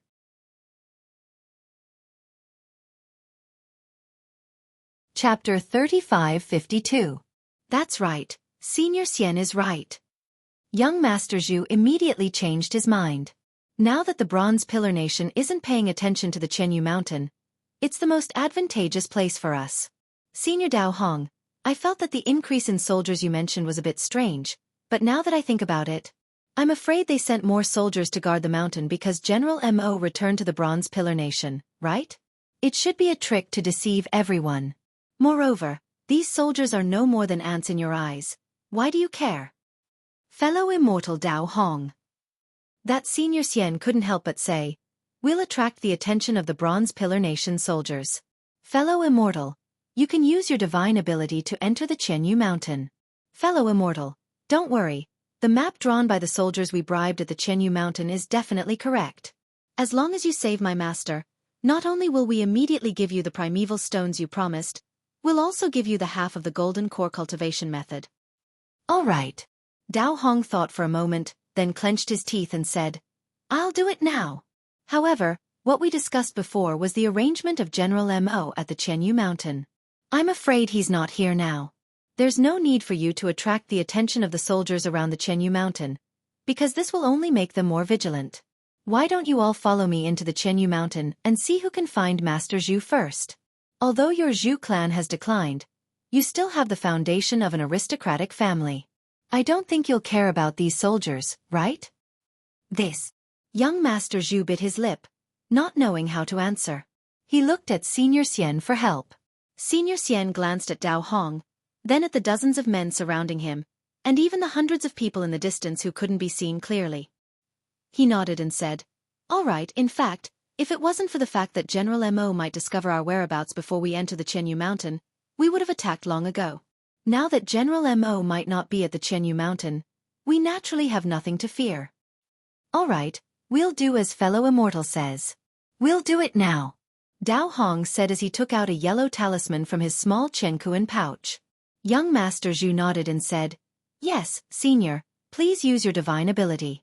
We'll be there soon." Young Master Zhu said. Dao Hong channeled his mana and a faint light flashed. Dao Hong placed the yellow talisman on his body.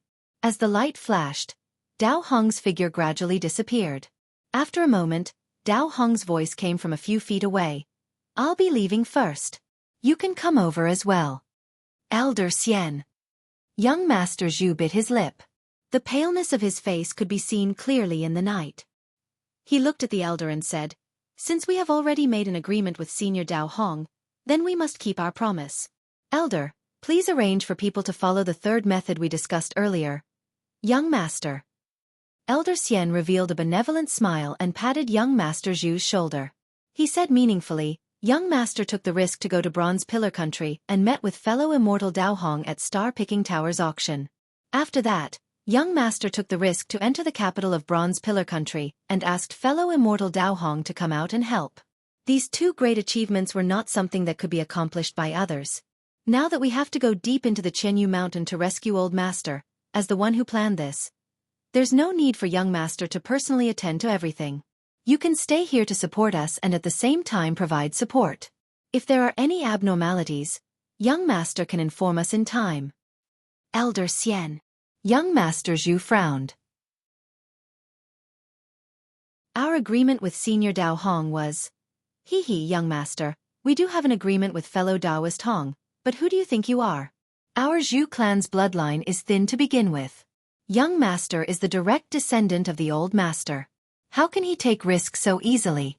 In particular, this formation requires a person with keen vision. Even though my Zhu clan has over 600 elites, how could they compare to Young Master's vision?"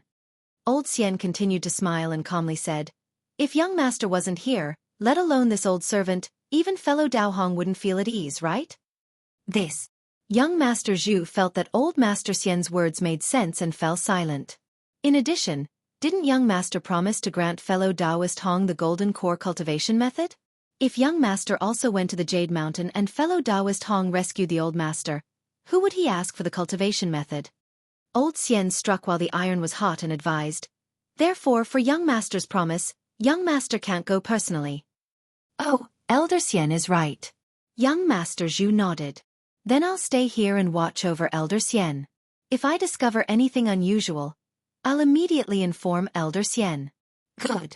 The safety of this old servant and the others will all depend on Young Master."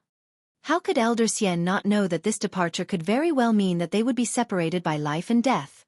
He looked deeply at Young Master Zhu, then turned his head and said, "Zhu Jiayun, take 2 family guards and help Young Master guard the rear." Elder Xian. The family guard called Zhu Jiayun said anxiously, "I want."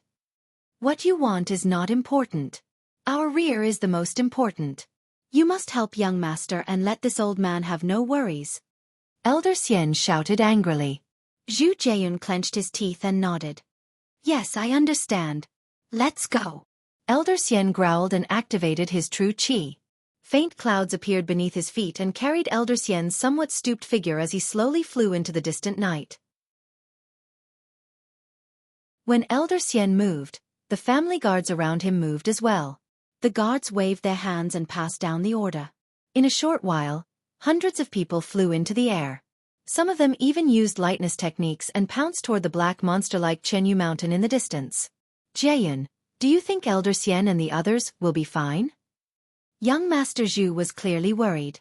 Seeing that the distance had already returned to peace, with only the night, the wind and the occasional beast roar, he was truly absent-minded as he asked in a low voice. Don't worry, young master.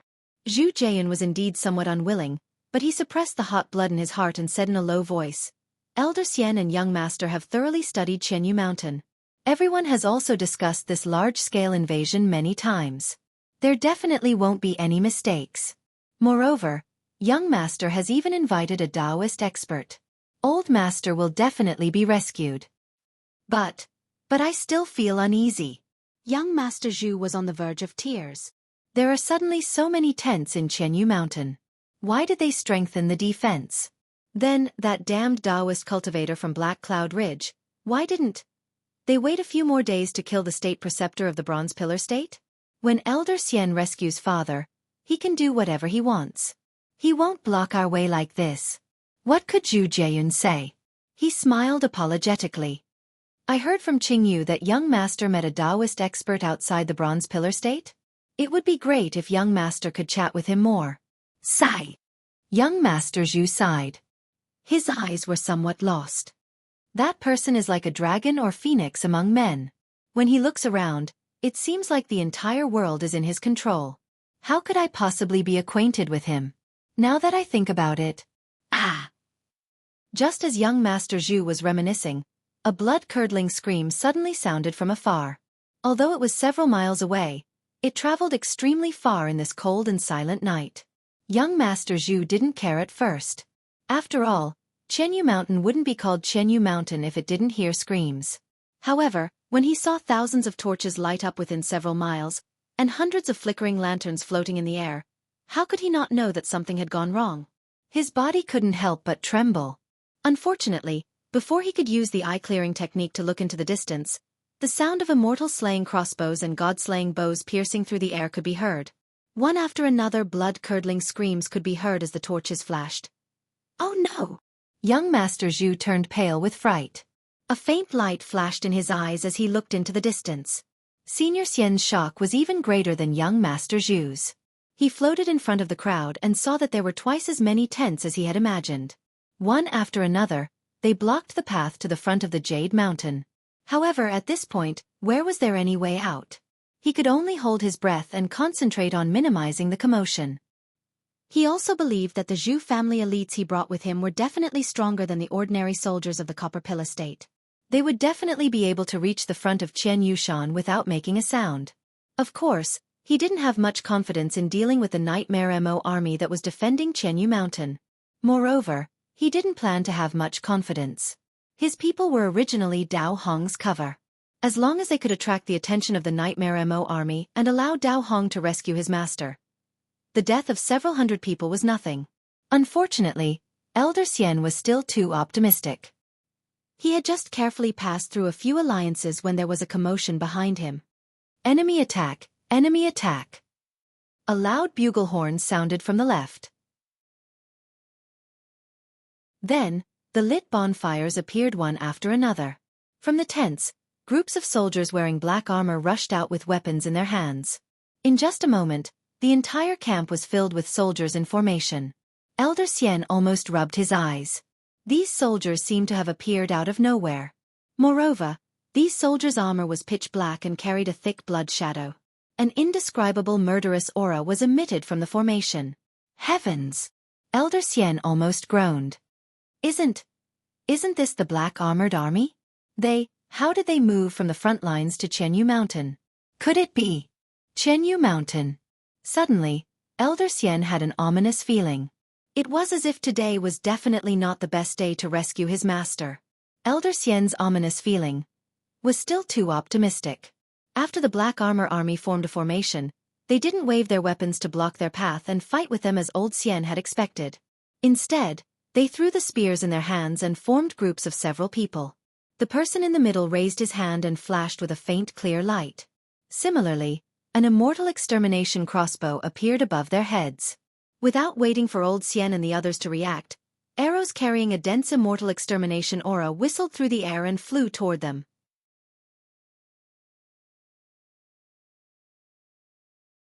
Chapter 3553. The immortal slaying crossbow used by the soldiers of the Bronze Pillar State was a sharp weapon used by Confucian cultivators against the Taoist sect. Even the well-trained Taoist soldiers of the Taoist sect would not be able to withstand it, let alone the family generals of the Confucian aristocratic families. Once they came into contact with the crossbow, from the initial scream, the heart-wrenching howls could be heard incessantly. The family generals of the Zhu family really did not want to scream, but the immortal slaying crossbow was too overbearing. When the arrow flew past, it definitely pierced through their bodies and came out of their backs with flesh and blood. The absolute pain was truly heart-wrenching. They had no choice but to open their mouths. Boom! Elder Xian was stunned, but he felt a gust of wind roaring in front of him. He hurriedly looked up and saw a black shadow with hundreds of inscriptions in it. They seemed to be chasing after his life. As it roared, it had already rushed in front of his face. Elder Xian opened his mouth and spat out a mouthful of genuine qi. Several streams of noble qi blasted down at the same time. It was like a giant hand blocking in front of him, barely pulling the arrow away. Whoosh! With a soft sound, the immortal slaying crossbow flew past Elder Xian's ear, and a few strands of his white hair fell to the ground. How can they rush into the Jade Mountain? Elder Xian had already weighed the pros and cons in a moment. He knew that it was impossible to rush through the alliance in this situation, so he hurriedly ordered a retreat. However, the urgency of the situation was far beyond his imagination. Clang! A golden sound came from about 100 feet below him. The sound was so resounding and so frightening. A gust of wind appeared out of nowhere. Elder Xian's noble qi was instantly sucked out of his body. A kind of coldness and an ice demon pounced from under his feet like a ferocious beast. God-slaying bow! Elder Xian's heart immediately turned cold. He had long heard of the weapon used by the Bronze Pillar State to deal with the Taoist generals of the Taoist sect, but he had never thought that one day he would face it alone. Elder Xian's genuine qi was forced to solidify by the god-slaying bow's ferociousness. He felt his bones and tendons go numb, and an irresistible fear rose in his heart. Before he could wave his weapon or take out his scroll and other things, a cold light flashed in the night sky. A 3-meter-long arrow pierced Elder Xian's heart with lightning speed. Elder Xian's body was like a doll. He was sent flying dozens of feet before he landed in an arc in the distance. Boom! The sound came from being nailed to an ancient tree. The ancient tree trembled, and many leaves fell. The old and hunched figure curled up into a ball, and blood flowed out of his mouth like a fountain. He lifted his grayish-white eyes with great difficulty to look in young Master Zhu's direction. Then, he immediately closed his eyes, and his entire body was nailed to the ancient tree. Roar! Roar! In the distance, Elder Xian faced dozens of black armor soldiers who were shouting slogans. Their genuine qi was activated as they worked together to control a crossbow that was dozens of feet long. The crossbow was pitch black, and the thousands of inscriptions on it flashed blood red. It flowed even more violently than the blood on Elder Xian's chest. Boom! Boom! Boom! A total of 3 similar god-slaying bows roared from the rocks near Qianyu Mountain. 3 arrows as thick as a child's arm shot into the air. A faint light flashed, and strings of blood splattered. Dao Hong covered his left shoulder and revealed himself in the air. There was a look of disbelief in his eyes. He could not believe that his invisibility talisman had been seen through by the Confucian cultivator. Taoist remnant. Behind him, at the edge of the camp, a burly general dressed in battle armor and riding a pitch-black steed appeared. The general roared, "I've been waiting for you here for a long time. My sons. Kill. General. General Hao Hu? How is this possible?" Dao Hong seemed to be very familiar with the generals of the Bronze Pillar country. He almost blurted it out. He really did not expect that General Hao Hu, one of the 3 great generals of the Bronze Pillar country, would personally come to Qianyu Mountain to guard it. A sense of dizziness, as if he had fallen into an abyss, instantly arose from the bottom of Dao Hong's heart. However, the difficulty of the situation was beyond Dao Hong's expectations. Clang, clang, clang. At the same time, the sound of the gods slaying bows rang out behind him, where Qianyu Mountain was surrounded by black water. In an instant, goosebumps appeared all over Dao Hong's body. Almost without hesitation, he slapped his hand on the top of his head and a bronze ring flew out. The ring buzzed as it flew out. Rays of bronze luster appeared from the ring and covered Dao Hong's body in the air. Boom, boom, boom. As soon as the luster fell, 3 arrows rushed to Dao Hong's side. In the loud roar, thousands of inscriptions appeared between the arrows and the ring. The bronze luster turned into fist-sized bubbles, which then burst like ants. Wisps of noble spirit, sharper than knives, pierced into the luster and tore it into pieces. Then the 3 flying arrows rushed into the ring. Fortunately, after being blocked by Dao Hong's magical weapon, the 3 flying arrows had lost a lot of their strength. Dao Hong was still agile and managed to dodge the god-slaying bows in a flash. Having narrowly escaped death, Dao Hong no longer dared to fly in the air. His body descended rapidly like a falling meteor. Before his body could land on the ground, boom, boom. Several beams of light shot out from the halo and struck 4 to 5 soldiers who were activating the Immortal extermination crossbows. How could these soldiers be a match for Dao Hong?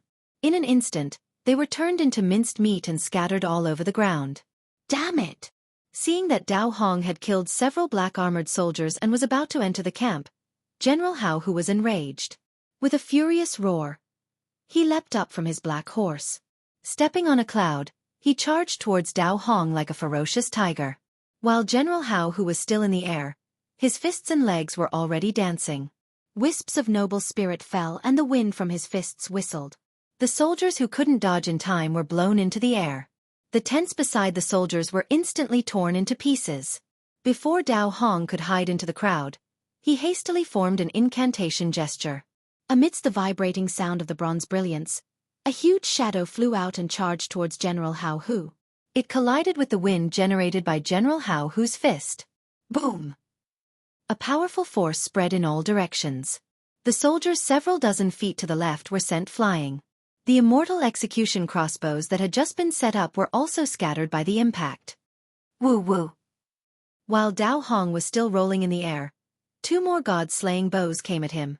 Dao Hong knew that his protective golden light couldn't block the god-slaying bows. As he lost his balance, he immediately broke the tip of his tongue and spat a mouthful of essence blood on the bronze bracelet. Boom! A loud sound was heard. The bronze bracelet's luster soared into the sky like a waterfall. While protecting Dao Hong, it blocked the 2 flying arrows. Humph! General Hao Hu, who was in the air, let out a cold snort. His feet swept across the air. His palms shook slightly as though he was drawing an inscription in front of his chest. A gust of noble spirit wind rose again. A tiger-shaped shadow actually rushed out from the gust of wind and rushed toward Dao Hong with a roar. Condensed qi into form? Looking at this tiger-shaped shadow, Dao Hong's heart sank to the bottom. He knew that General Hao Hu had probably reached the pinnacle of the 3rd grade of Essence Force, or even the 4th grade. He wasn't someone that he could withstand. Woo woo woo woo. Just as Dao Hong's heart was trembling, 8 god-slaying bows sounded at the same time. The black armored army had unknowingly formed a formation around Dao Hong. The murderous flying arrows flickered with a chilling light that was darker than the dark night. They flew toward Dao Hong from all directions. Seeing this, Dao Hong's expression changed greatly. He suddenly soared into the sky. However, the god-slaying bows were too fast. He had only moved a few feet when the flying arrows had already reached him. Explode! Dao Hong clenched his teeth and suddenly formed a seal. The bronze bracelet's luster was abnormally bright. Boom! A loud sound was heard. Air currents gushed out like a fountain in all directions. The 8 god-slaying bows were actually blocked by Dao Hong. Unfortunately, just as Dao Hong was about to explode his treasures, General Hao Hu's tiger-shaped flying shadow had already arrived above his head. Although there was no stench coming from the mouth of the tiger, there was an aura of extermination. Dao Hong could no longer dodge. Puff. Dao Hong's face turned ferocious. He opened his mouth and a golden core that was smaller than a thumb rushed out. Woo! A violent wind blew and the golden core suddenly expanded. Dao Hong actually wanted to explode his golden core and perish together with General Hao Hu. Humph. Boring. General Hao Hu sneered. The tiger-shaped flying shadow opened its mouth and swallowed the golden core. Boom. A loud sound was heard. The golden core exploded and the tiger-shaped flying shadow exploded into pieces. Even General Hao Hu's body was thrown back half a foot, not to mention the deep pit that was several feet in size on the ground below him. Ah! After the rumbling, a blood-curdling scream was heard. 2 god-slaying bows shot out from the darkness like sickles. It was unknown whether it was intentional or not, but one of the bows pierced into Dao Hong's left cheek and the other into his heart. Dao Hong, who had already used up all of his tricks, was killed by the black armored army before he could put up any resistance. Dao Hong was already a cultivator in the middle stage of the gold core realm. He could be considered a Taoist expert. If he were to fight General Hao Hu alone, he would have no chance of winning. However, it was not impossible for him to escape. However, after he was injured by the god-slaying bows, he lost all his courage. He did not dare to challenge General Hao Hu and could only escape. Unfortunately, the god-slaying bows and the immortal slaying crossbows were targeted at Taoist disciples. Regardless of speed or force, they could break through Taoist spells. Under such circumstances, how could Dao Hong possibly escape? Senior Xian. In the distant night, young Master Zhu heard the continuous screams. Although he could not see much with the art of clear eyes, how could he not know the miserable situation of the others when he heard the sounds of the immortal slaying crossbows and the god-slaying bows? He groaned and tears fell from his eyes. He knew more clearly than ever that Senior Xian's painstaking efforts were as heavy as a mountain. If it was not for Senior Xian's obstruction, he would have been killed by the bows and arrows.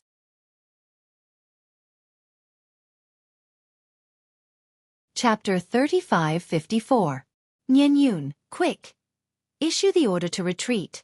Young Master Zhu cried out without hesitation as tears rolled down his cheeks. Young Master, leave quickly.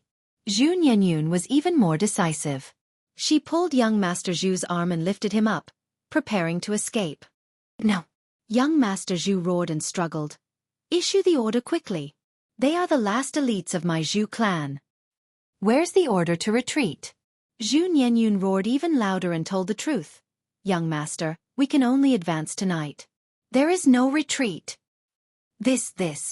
Young Master Zhu was in a daze. After a moment, realization dawned in his eyes. What Senior Xian told him was something that was covered up. At this moment, a wave of spiritual force swept over. Then, a faint voice rang in the ears of Zhu Nianyun and the others. Oh? I was wondering who it was. So it's young Master Zhu Xiang from the Zhu clan. You guys really don't give up. Since you're here, you've saved me the trouble of... Unfortunately, before General Hao Hu could finish his words, an even more powerful spiritual force rushed over, shattering the wave of spiritual force into pieces. An ethereal voice rang throughout the mountain range. Eh? Why is the Jade Mountain so lively? Is it welcoming me? In the distant horizon, a ball of light that was brighter than the crescent moon flew over like a meteor. A Pegasus that looked incomparably holy flashed its wings of light and pulled a flying chariot into everyone's field of vision. In the light, a tall and thin cultivator in a Taoist robe fluttered in the wind. His hair fluttered in the wind, making him look like a flying immortal. Generals, listen up. General Hao Hu saw this and knew that Xiaohua had come. He didn't care about the Zhu clan's generals who had been killed by the Black Armor Army. He waved his hand and activated his true energy. His voice shook the surroundings. Yes! Thousands of Black Armor soldiers responded in unison. They abandoned the Zhu family's generals, reorganized their formation, and activated their genuine qi. Regardless of whether it was the immortal slaying crossbows or the god-slaying bows, all of them flashed with clear light. Countless noble qi fell with a loud bang, and billions of inscriptions flowed in the noble qi. Senior, leave quickly. Zhu Xiang shouted without hesitation. This is the God-Slayer bow specially made by the militarists of the Bronze Pillar Nation to counter Taoist spells. As far as Zhu Xiang could remember, There was no Taoist cultivator who could escape from the god-slaying bow. Ha! It's just a small trick. Xiaohua raised his head and laughed loudly. His laughter caused the broken leaves in the forest to fly up. Amidst his laughter, Xiaohua landed on the flying car. Then, he heard the rumbling sound of rolling thunder. Under Zhu Xiang's dumbstruck gaze, this otherworldly flying immortal stepped on heavenly thunder and arrived. Fire! As expected, General Hao, who was a veteran of the battlefield. His face was as calm as a mountain rock. Seeing Xiaohua land in midair, he waved his hand and gave the order. Whoosh whoosh, clang clang, woo woo, the sounds of bows and arrows rang out incessantly. Not a single murderous movement resounded in the pitch-black night. Rumble. The lone Taoist Xiao waved his hand. Thousands of heavenly thunders were born from the void. Each of them was more violent than a horned dragon as they charged towards the god-slaying bow and immortal-slaying crossbow. Bang bang bang. Even more intense explosions soared into the sky from the heavenly thunders.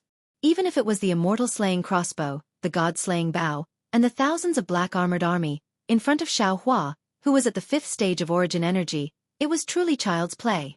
Killing people was even more so in the blink of an eye. Not a single arrow could break through the net of thunder.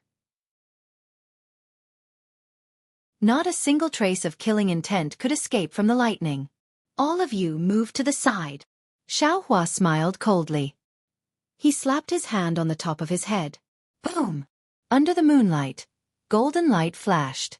A nascent soul hand of several acres in size appeared out of thin air, grabbing towards the army camp below. General Hao, whose face was ashen. He had already heard Northern Gua Institute chief's description. He had already thought that Xiaohua's strength was extraordinary. However, he still didn't truly estimate Xiaohua's strength. He still threw Northern Gua Institute chief's warning aside. He really didn't have the strength to stop Xiaohua. However, since it had already come to this, there was no reason to retreat. General Hao, who roared, "Kill!" The wind from the fist moved again. A tiger-shaped pillar of vast chi once again charged towards the gigantic palm that was descending from the sky. Boom! The pillar of vast chi rumbled and blasted a hole in the giant palm. The tiger-shaped flying shadow also disappeared, but the hand of the nascent soul was not stopped. In the barracks where thousands of black-armored soldiers were resting, hundreds of immortal execution crossbows and god-slaying bows were destroyed by Xiaohua as easily as crushing dry weeds and smashing rotten wood. When the giant hand grabbed the entire barracks disappeared, as if the black-armored soldiers were stripped naked of their armor. Seeing the gigantic golden hand turn in midair, the golden light disappeared. The entire army camp's military supplies also disappeared. General Hao, who roared loudly. His body expanded by 2 zhang. The long spear in his hand whistled as it pounced toward Xiaohua, who was standing in midair with a smile, even more ferocious than the huge python. "You little brat! Why are you arguing with this old man?" Xiaohua began to show off. Even Lang Qingge wasn't this old man's opponent. "Who do you think you are?" "If I took your life, it would make this old man seem ungentlemanly. If I don't take your life, why are you so noisy? Fine fine fine, let's see if you can take this old man's staff." As he spoke, Xiaohua grabbed in midair and the wishful steel staff appeared. "Grow, grow, grow." Xiaohua shouted a few times. The wishful steel staff grew to 2 zhang. Xiaohua only needed to slightly wave it, and the wishful steel staff smashed down like a mountain. Woo! Just the deafening whistling sound made General Haohu's body stagnate. Pa! The wishful steel staff accurately hit the python's head. With a loud bang, the long spear fell from General Haohu's hand as if it was struck by lightning. The entire long spear was smashed into 2 pieces. Kill! General Hao, whose arms were numb, but his fighting spirit didn't decrease. With a roar, the tiger-shaped shadow appeared in his fists again. The vast chi rushed out again. Who knew that Xiaohua didn't dodge at all, nor did he use any magic power to cast any Dao arts. Xiaohua's figure suddenly turned illusory. Like a gust of wind, he floated in front of General Hao, who in the blink of an eye. With a wave of his right arm, he clenched his right fist and smashed it into the mouth of the tiger-shaped shadow. Boom! With a clear sound, the tiger-shaped shadow shattered. The vast chi also scattered in all directions. Xiao Hua's fist impressively appeared in front of General Hao Hu's chest. General Hao Hu looked at Xiao Hua in disbelief. He absolutely didn't dare to believe that a Dao sect cultivator's punches and kicks were more powerful than him, a martial grandmaster from the school of the military. Looking at the black armor in front of his chest that had been tempered thousands of times by Xiao Hua's fist, General Hao Hu spat out a mouthful of black blood and his entire body fell from midair. Plop! Smoke and dust flew in all directions as General Hao Hu fell to the ground. He struggled a few times but couldn't get up. However, under the shattered black armor, his violently heaving chest showed that Xiao Hua didn't have any intention of taking his life. All of you step down. Xiao Hua waved his hand, looked around and said indifferently, "You all are not my match. I know that you all have military orders, so I won't take your lives. Your opponents are my Jiang country's Dao soldiers. If anyone dares to take half a step forward, I will definitely kill them." The thousands of black-armored armies' killing intent disappeared. They looked at Xiao Hua blankly and didn't know what to do. The 100 or so people closest to General Hao Hu unconsciously looked at him. All of you, listen to my orders. General Hao Hu stood up from the ground with difficulty. His face was pale as he looked at Xiao Hua, who was standing in midair with a golden light flashing around his body. He knew that this was Xiao Hua's benevolence, and if he gave the order, it would only increase the casualties. Thus, he raised his hand and said, "Discard your weapons and sit on the ground." Yes. The soldiers felt relieved as they placed their weapons on the ground and sat down obediently. Xiao Hua nodded slightly, no longer paying attention to General Hao Hu. Auspicious clouds appeared beneath his feet, carrying Xiao Hua towards the Jade Mountain. Creak, creak. Xiao Hua had only flown a few meters when he heard a rough sound coming from the Jade Mountain in front of him. Then, the entire top of the Jade Mountain, as well as the entrance of the Jade Mountain, suddenly shone brightly. On the stone wall, an unknown stone gave off a brilliance that seemed to be made of Minghua stone, illuminating everything in front of Xiao Hua. Following the creaking sound, a chain bridge slowly extended out from the cave. On top of the chain bridge, there were two old men who were over 70 years old. The two of them were dressed in simple clothes, and their faces were clear and arrogant. Seeing that, Xiao Hua did not fly forward. He simply descended from the sky and stood at the edge of the stone cliff, watching indifferently. I didn't expect Taoist Master Xiao to be so magnanimous. No wonder Beigua Jinming praised him so much. Without waiting for the chain bridge to reach into the cliff, the old man in front cupped his hands and bowed, and said, "Since that's the case, this old man can't hide behind the chain bridge and do any dirty tricks. This old man is the Prime Minister of the Copper Pillar Country, Yan Jin." Prime Minister? Xiao Hua frowned, raised his hand to return the greeting, and said indifferently, "This old man heard that as long as the state teacher is killed, all grudges will be decided on the battlefield. What's the matter with your Copper Pillar Country? This old man killed a state teacher. Why did a general and a prime minister come out? Could it be that you want to force this old man to make a move against your Copper Pillar Country?" Bastard!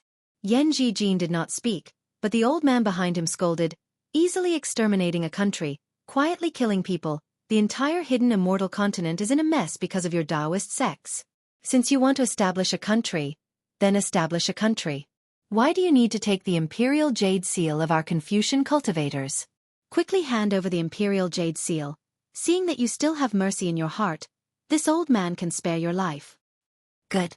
You really scared this old man to death. Xiao Hua laughed. "Who are you, old man?" "This old man is Jean Rushui," the old man said word by word, his face full of arrogance. "Oh." Xiao Hua raised his eyebrows. He did not know who this old man was, but in the distance young Master Zhu, who wanted to leave but did not dare to, had already used the clear eyes technique to see clearly. He said in a low voice, "Copper Pillar Country. Why did you invite this old man here? Taoist Xiao. I'm afraid you're in trouble."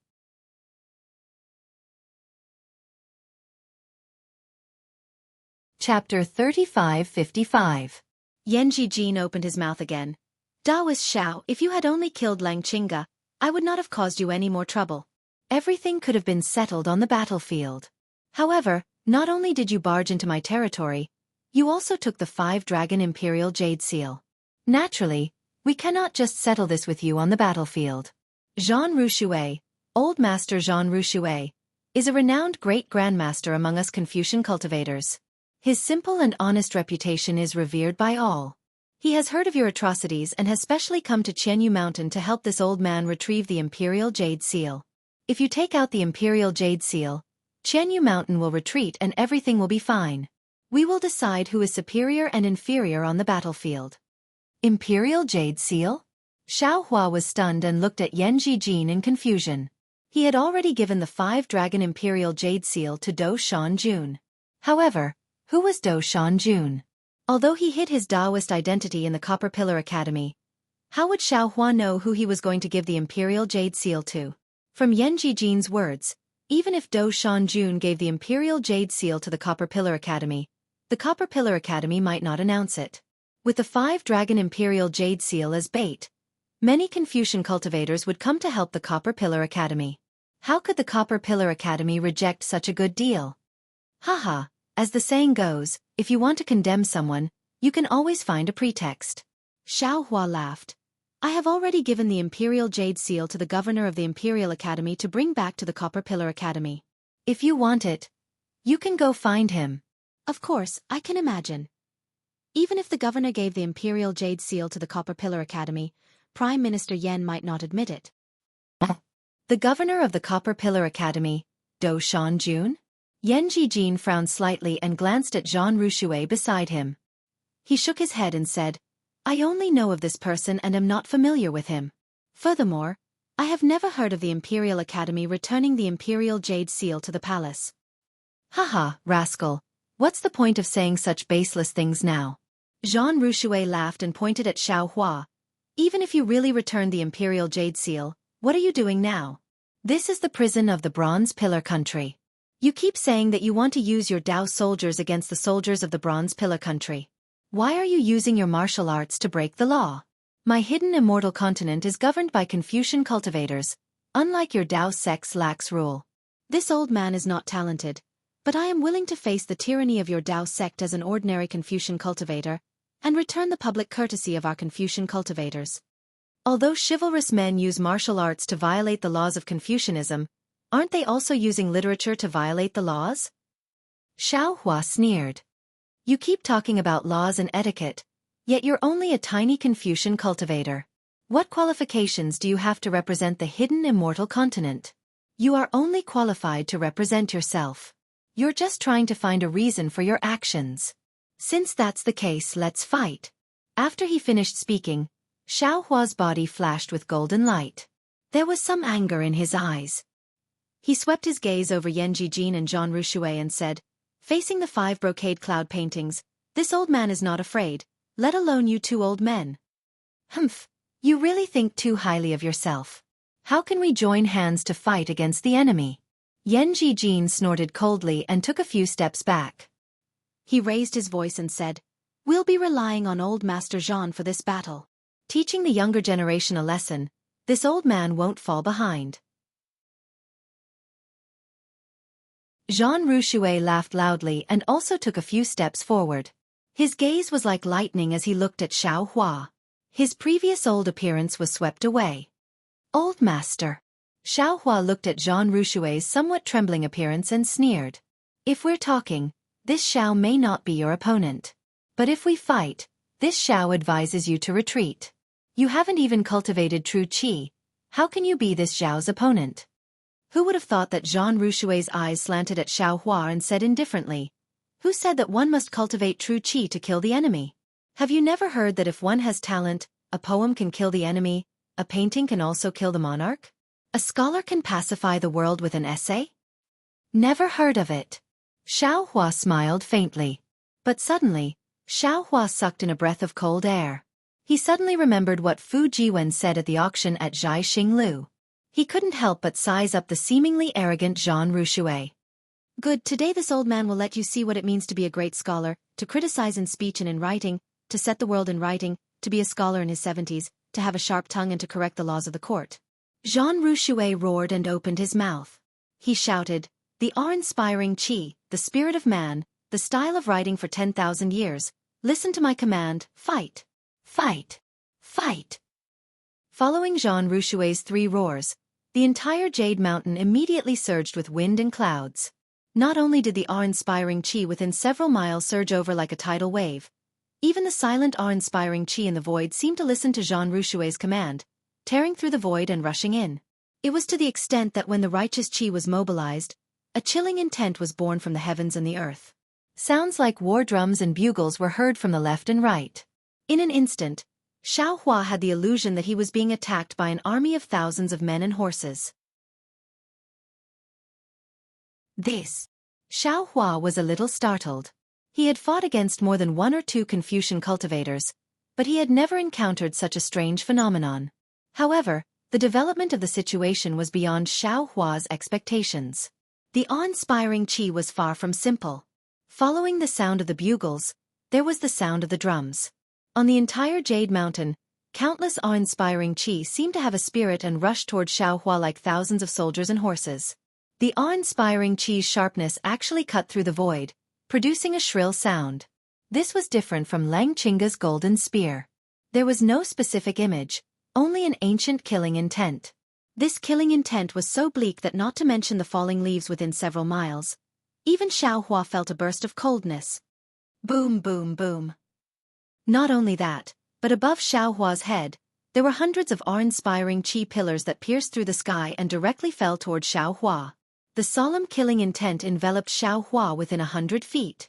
It's hard to imagine. Xianxia sighed. This world is really too mysterious. If I hadn't seen it with my own eyes, how could I have imagined that the seemingly defenseless old Confucian cultivator would actually have the power to command thousands of soldiers and horses? Kill. Xianxia slapped the top of his head with the back of his hand. The Yuanying's hand was displayed, and it turned into a palm the size of an acre and grabbed toward the sky. Boom, boom, boom. With a series of explosions, the huge palm grabbed the awe-inspiring chi pillars and shattered them. However, the huge palm was also defeated. The entire Jade Mountain was set off by a hurricane. Sand and stones flew everywhere. Not only were the huge trees uprooted, even the black armored army who were sitting quietly were unable to maintain their sitting posture. One by one, they were blown into the air. Some crashed into trees, some crashed into rocks, and many more died. Retreat, retreat. General Hao struggled to stabilize his body. Seeing the loss of his soldiers, he felt heartache. He shouted loudly and commanded the soldiers to retreat. After breaking the awe-inspiring chi pillars, Xianxia didn't dare to be careless. After all, the awe-inspiring chi that surged towards him seemed to be able to suffocate people. He hurriedly slapped his hand again, and the seal of overturning the sea roared and flew out of the space. Under the urging of his magic power, it directly charged into the thousands of soldiers and horses. Woo! At the beginning, the seal of overturning the sea was still like a whirlwind, rushing through a huge gap. However, after only advancing a few zhang, it seemed to have encountered a huge obstacle. Even though the seal of overturning the sea flashed with intense brilliance, it still couldn't advance even half a foot. This is somewhat interesting. Xianxia was slightly surprised. He looked at the arrogant-looking old master Jean Rushue in the distance. Both of his hands moved, and rays of brilliance entered the void. However, in a moment, thousands of golden rays of light appeared near Jean Rushue. These rays of light flashed around Jean Rushue's body, like countless small snakes approaching Jean Rushue. However, after a moment, those rays of light didn't fall even half an inch. It was as if Jean Rushue's body was surrounded by the defense of the 5 elements, blocking Xiaohua's magic technique outside. Xiaohua was greatly shocked. His face revealed an inconceivable expression. Immediately after, he rubbed his hands again. Those thousands of golden rays of light flourished and advanced a few more inches. Unfortunately, these golden rays of light only surrounded Jean Rushue and were unable to bind him. You want to go against the will of my hidden immortal continent's eternal scholar? Your cultivation is still a bit shallow. Jean Rushue laughed loudly. Your Taoist technique is inferior to the silk thread in the hands of this old man's embroiderer. Break. However, after hearing Jean Rushue's soft rebuke, another wave of dense killing intent burst out from his body. Xiaohua's fingers trembled from the shock. The thousands of golden rays of light turned into nothingness.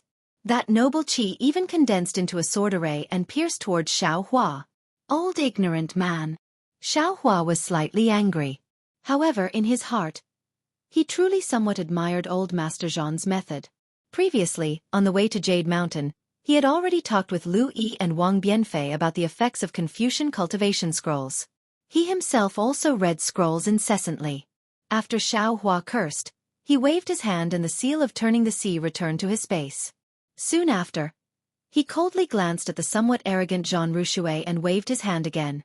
A golden ray of light soared into the sky. A pair of scissors like a flood dragon streaked across the sky. That dragon's tail swayed, and the noble Qi that was like a magnificent army with thousands of men and horses was cut in half. The sword array was also disrupted. That golden ray of light didn't stop. Like a waterfall, it chopped towards Zhang Rushui's waist. Yan Jijin, who was watching from afar, was extremely shocked. He finally understood why Lang Qingge and the others were defeated by Xiaohua. Who was Zhang Rushui? He was a famous Confucian scholar in the hidden Immortal continent. He was truly an expert with a sharp tongue.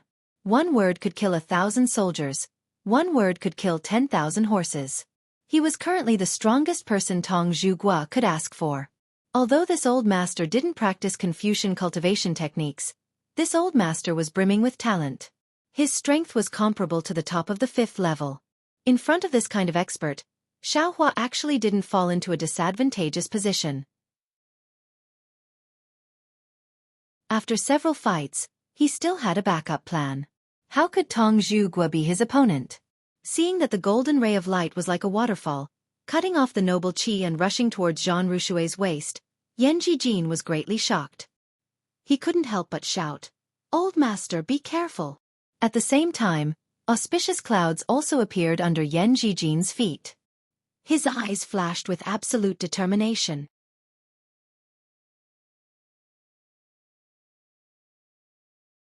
Chapter 3556. Humph, child's play. Zhang Rushui snorted coldly, but the awe-inspiring aura several feet around him immediately turned into a whirlwind, carrying Zhang Rushui's body skyward. He really had the power to soar 90,000 miles. The soaring dragon scissors instantly cut through the air, and at the same time, the whirlwind whistled. Unexpectedly, like Xiaohua's nascent soul hand, it turned into a huge fist and smashed towards Xiaohua. Hum! The space several dozen feet around Xiaohua froze, as if thousands of years of students were waving their fists together to attack Xiaohua. Xiaohua furrowed his brows.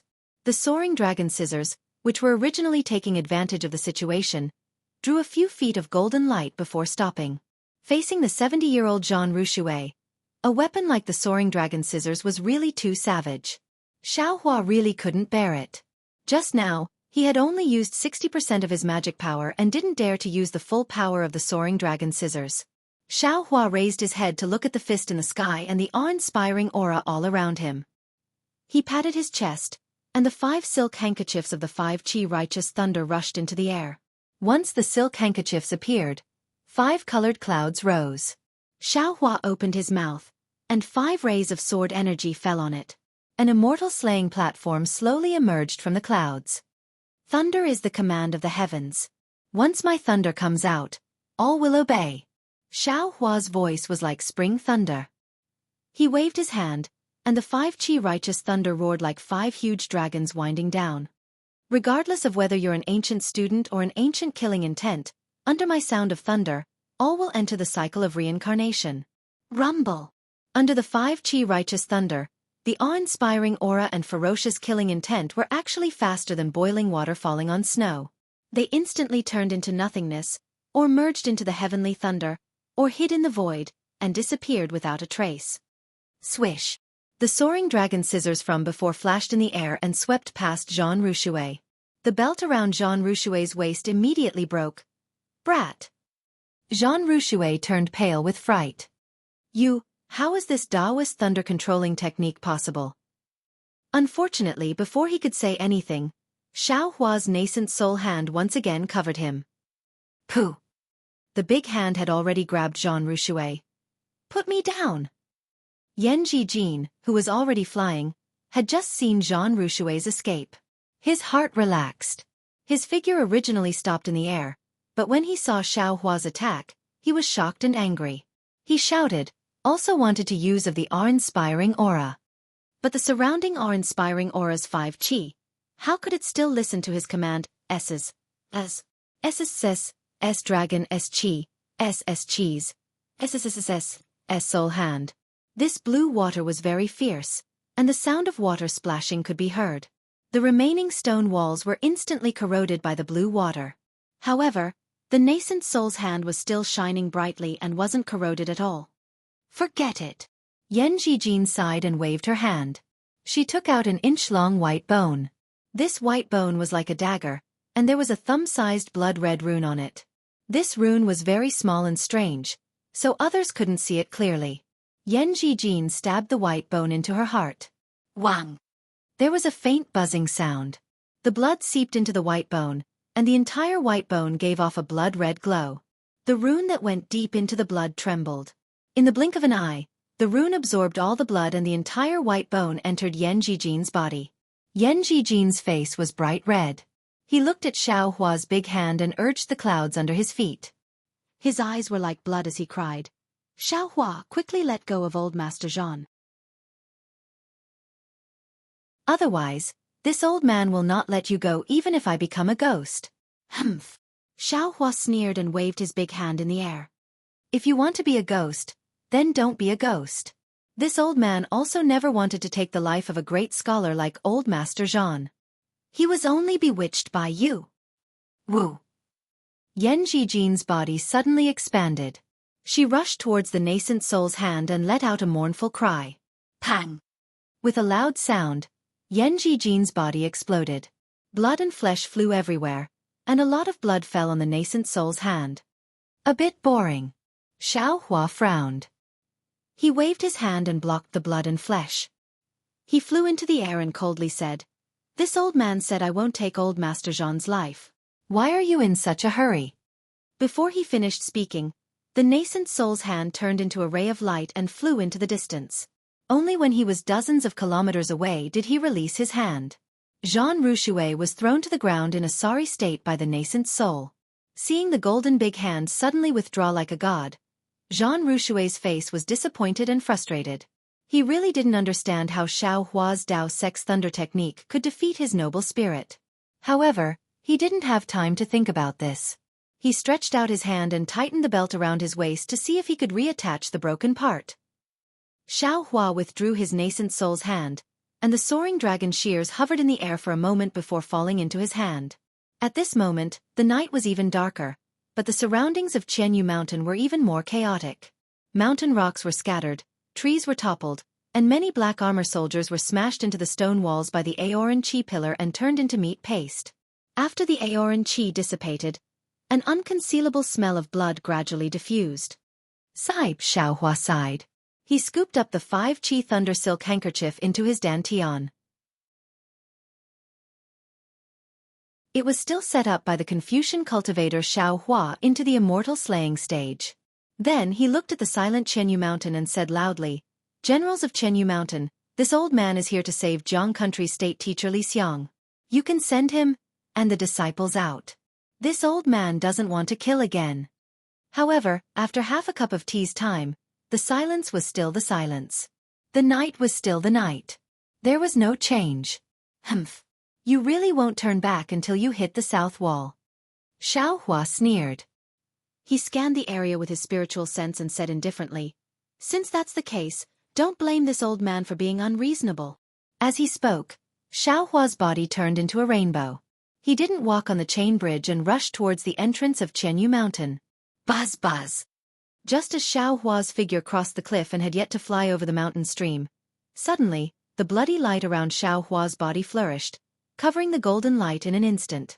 The mana around Xiao Hua's body stagnated, and his body fell into the black water of the mountain stream like a falling stone. Old man! Xiao Hua was shocked.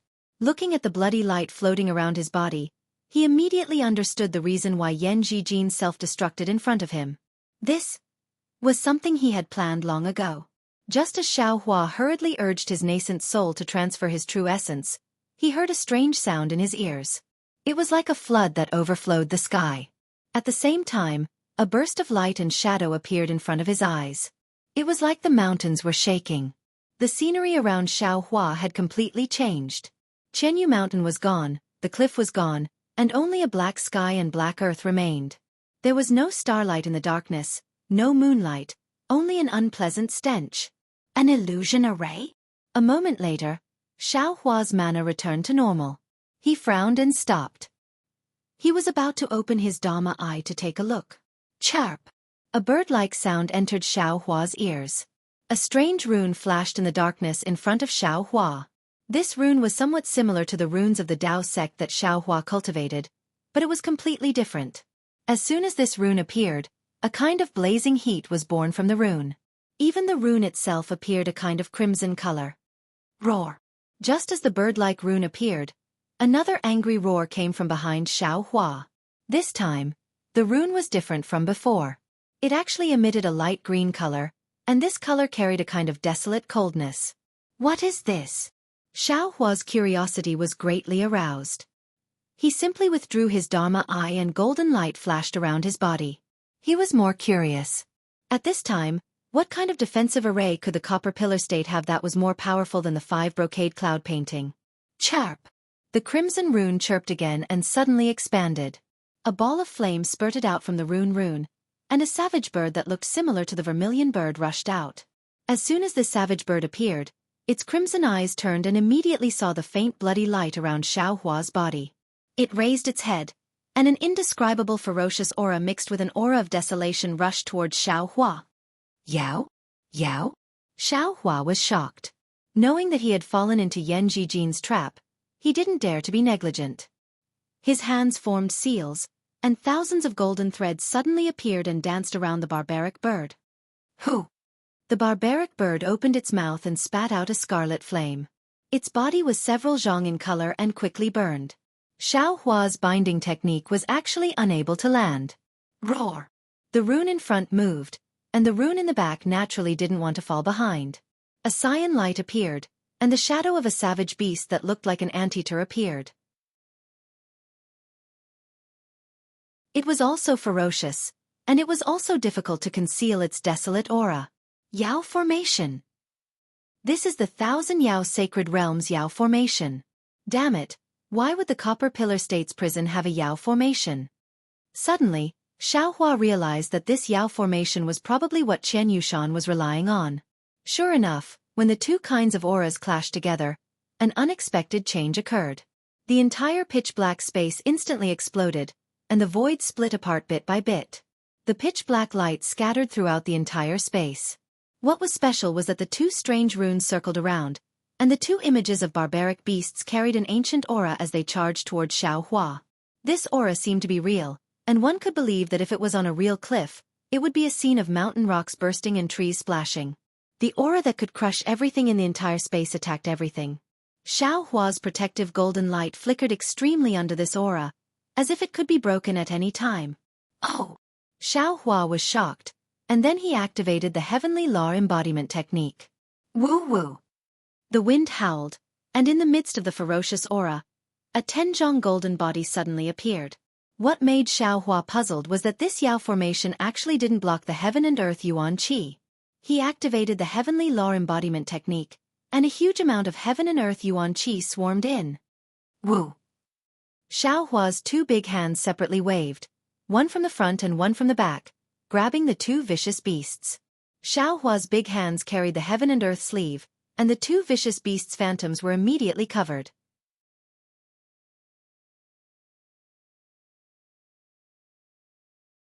Chapter 3557. Roar! Between the roars of the two vicious beasts, flames and water splashed everywhere, as if they could not escape from Xiaohua's control.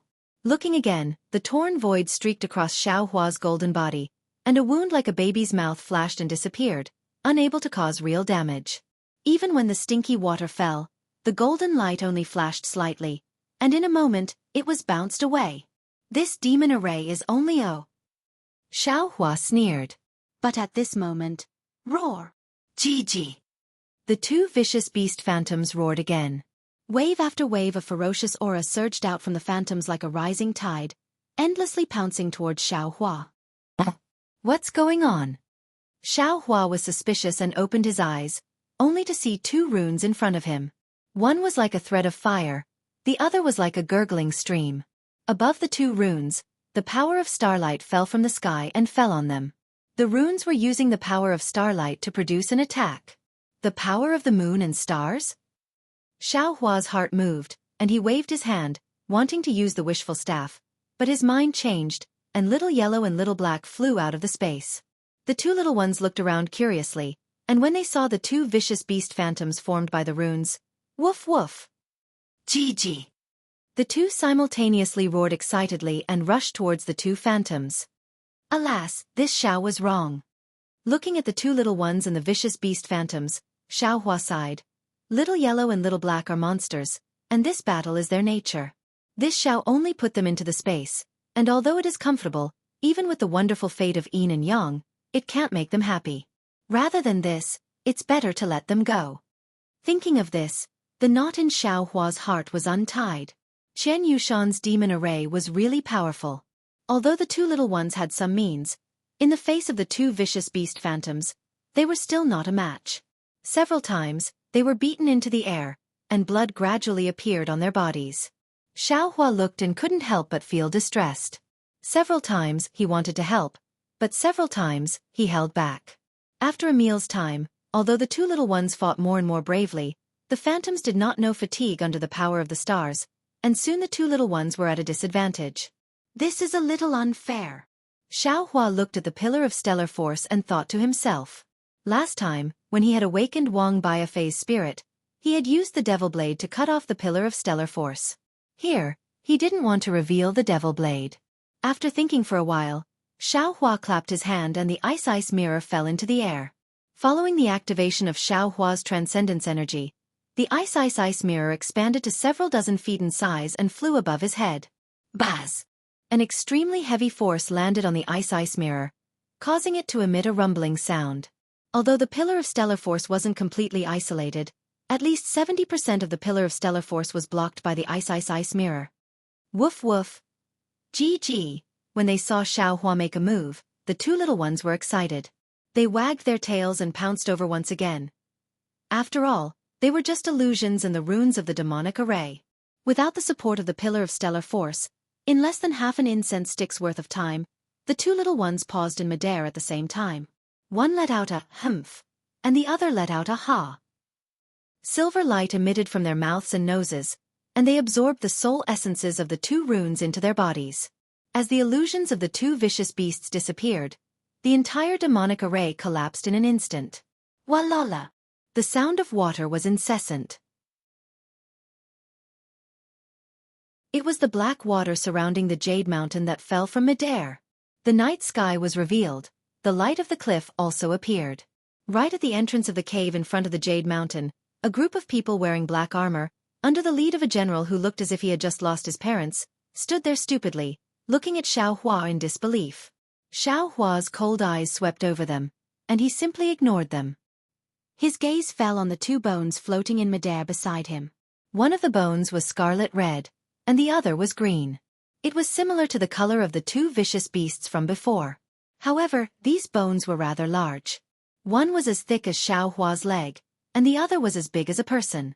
Moreover, the runes on these two bones were so dim that they were almost indiscernible. They were exactly the same as the runes that Xiao Hua had seen before. These are strange bones? Could it be that the demonic array was made from these bones? Xiao Hua knew that this was not the time to think too much. He waved his hand and collected the two bones. Then, he looked at the exhausted Goldie and Blackie flying beside him. How is it? Xiao Hua asked with a smile. It's nothing, father, Blackie replied. The boy feels quite full. It's just that the taste is a bit bitter. That little bird is a bit too weak. Goldie's reply was different from Blackie's. If it wasn't for the pillar giving it strength, the boy would have already defeated it. This is just the beginning. If you too. Speaking up to here, Xiao Hua suddenly realized something. He couldn't help but be ecstatic. This was because Goldie and Blackie were not talking to him through their minds like before. Instead, they were speaking from their beasts' mouths. Although it was their first time speaking, it was actually very smooth. Presumably, the two little things had practiced a lot in the space. Ha ha! Xiaohua laughed. Without saying anything, he waved his big sleeve and collected the two little things into the space. He looked at the group of people at the entrance of the cave and shouted, "This old man is in a good mood today. I originally wanted to overturn this jade mountain of yours, but I'll forget about it now. Quickly release Li Xiang and the others." Xiao. Taoist Xiao. The general at the front had just woken up. He hurriedly jumped down from his horse and bowed. This one is on horseback. Please invite Taoist Li and the others to come up." "Humph, at least you know how to behave." Xiaohua coldly snorted. All kinds of intimidating actions in his mind were thrown to the side. Sure enough, not long after, a young man covered in blood appeared in front of Xiaohua. His hands and feet were shackled, and there were thick chains on his shoulders. The young man's hair was stuck on his face. There were many bloodstains on his face, and there were also some bloodstains on his face. However, these could not stop the young man's arrogance. Following the young man came out, there were dozens of people. Among them, 9 of them were strung on the same chain as the young man. The others were divided into 3 groups and strung on other chains. After the young man came out, he narrowed his eyes and looked at Xiaohua, who was standing in the air. He stuck out his tongue and licked his dry lips. He did not open his mouth to speak. Damn it! Xiaohua saw this group of people in such a miserable state. He couldn't help but feel a chill in his heart. He knew that Li Xiang and the others must have suffered a lot in the Jade Mountains National Prison. Even their cultivation would be crippled. After all, who would understand the principle of eliminating evil? "Why don't you hurry up and remove their torture devices?" Xiaohua roared. Who knew that the general trembled and knelt down on one knee. He cried out, "Let Taoist know that Taoist Li and the others were already wearing torture devices when they were escorted here. The items used to remove the torture devices are not in the Jade Mountain." When Yan Jijin came over, he did not say anything. Xiaohua frowned and asked, "Lord Prime Minister did not give this general anything." The general lowered his head and said, "He only said, if Taoist Li killed his way to the Jade Mountain's cave, we did not need to do anything. Everything will be done according to Taoist Li's request. As long as Taoist Li and the others see them, he will definitely spare our lives." "Oh, why would this old man spare your lives?" Xiaohua was very surprised. "Fellow Taoist." At this time, Li Xiang opened his mouth and said in a hoarse voice, "Because this Li's cultivation was not crippled by the copper pillar state. This Li's disciple should be the same. Therefore, Yan Jijin felt that fellow Taoist Li would let this Li spare their lives on this account." "So that's how it is." Xiaohua was overjoyed and nodded. "Fellow Taoist Li's cultivation is still there. Congratulations. If these soldiers' lives are spared, then so be it. I will listen to fellow Taoist's orders," Li Xiang said coolly. Xiaohua opened his mouth and a sword light flew out. Clang, clang, clang. Dozens of crisp sounds rang out. The chains on Li Xiang and the other shoulders, as well as the torture tools on their hands and feet, were all shattered. Moreover, the sword light was extremely sharp. When the chains and torture tools broke, it did not affect their injuries at all. "Fellow Taoist Li, this one is Xiaohua of the Tao sect. Right now, I can be considered the state teacher of Jiang country." The princess of Chongling and Qin Xiaoyao asked this Xiao to come to the Jade Mountain to rescue fellow Taoist. "Fortunately, I did not fail my mission. Fellow Taoist and the others' injuries can be dealt with after leaving this place," Xiaohua said as he put away his flying sword. Hearing Xiaohua call himself the state teacher of Jiang country, Li Xiang was clearly stunned. However, he raised his hand with some difficulty and said, "I thank the state teacher for saving us. I will listen to the state teacher's arrangements." "All right." Xiaohua nodded and shouted to the general of the Jade Mountain, "Why aren't you preparing the horses?" "Yes, yes." The general hurriedly waved his hand. The soldiers behind him hurriedly jumped down from their horses and led the horses in front of Li Xiang and the others. "Let's go." Xiaohua looked at the flat cable bridge again. It was rather narrow and could only allow one person to pass through. He waved his hand and said, "All right." Li Xiang stepped on the stirrups and responded. He wanted to get on the horse, but he was too weak and could not get on. The black-armored army of the Copper Pillar country did not dare to be negligent and quickly helped him up the horse. Thank you. Li Xiang glanced at the black-armored army and said indifferently. The black-armored army shrunk their necks and replied in a low voice, I don't dare. Li Xiang's words of thanks made Xiao Hua's lips curl up slightly. Facing an enemy soldier who had tortured him to such a state, Li Xiang was still able to say these two words. One could imagine Li Xiang's magnanimity. Xiao Hua did not save him in vain. The other dozens of people were even weaker than Li Xiang and were unable to get on their own horses. They were all sent onto their horses by the black-armored army. Li Xiang shook the reins and was about to move out when an anxious voice shouted from the other side of the cliff. Taoist Master Xiao, Taoist Master Xiao, I have eyes but fail to see. I do not know Taoist Master Xiao's true appearance. Xiao Hua frowned and raised his head to look. He saw that young Master Zhu from before was rolling and crawling. It was unknown if he was flying or running, but in short, he appeared on the cliff in an extremely sorry state. There were a few bloodstains on his forehead, the scholar's scarf on his head had long disappeared, and the brocade robe on his body had several holes in it.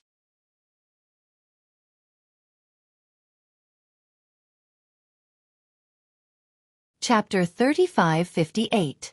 Who are you? Which fellow Taoist's disciple are you? Why should this old man help you? Xiao Hua asked indifferently.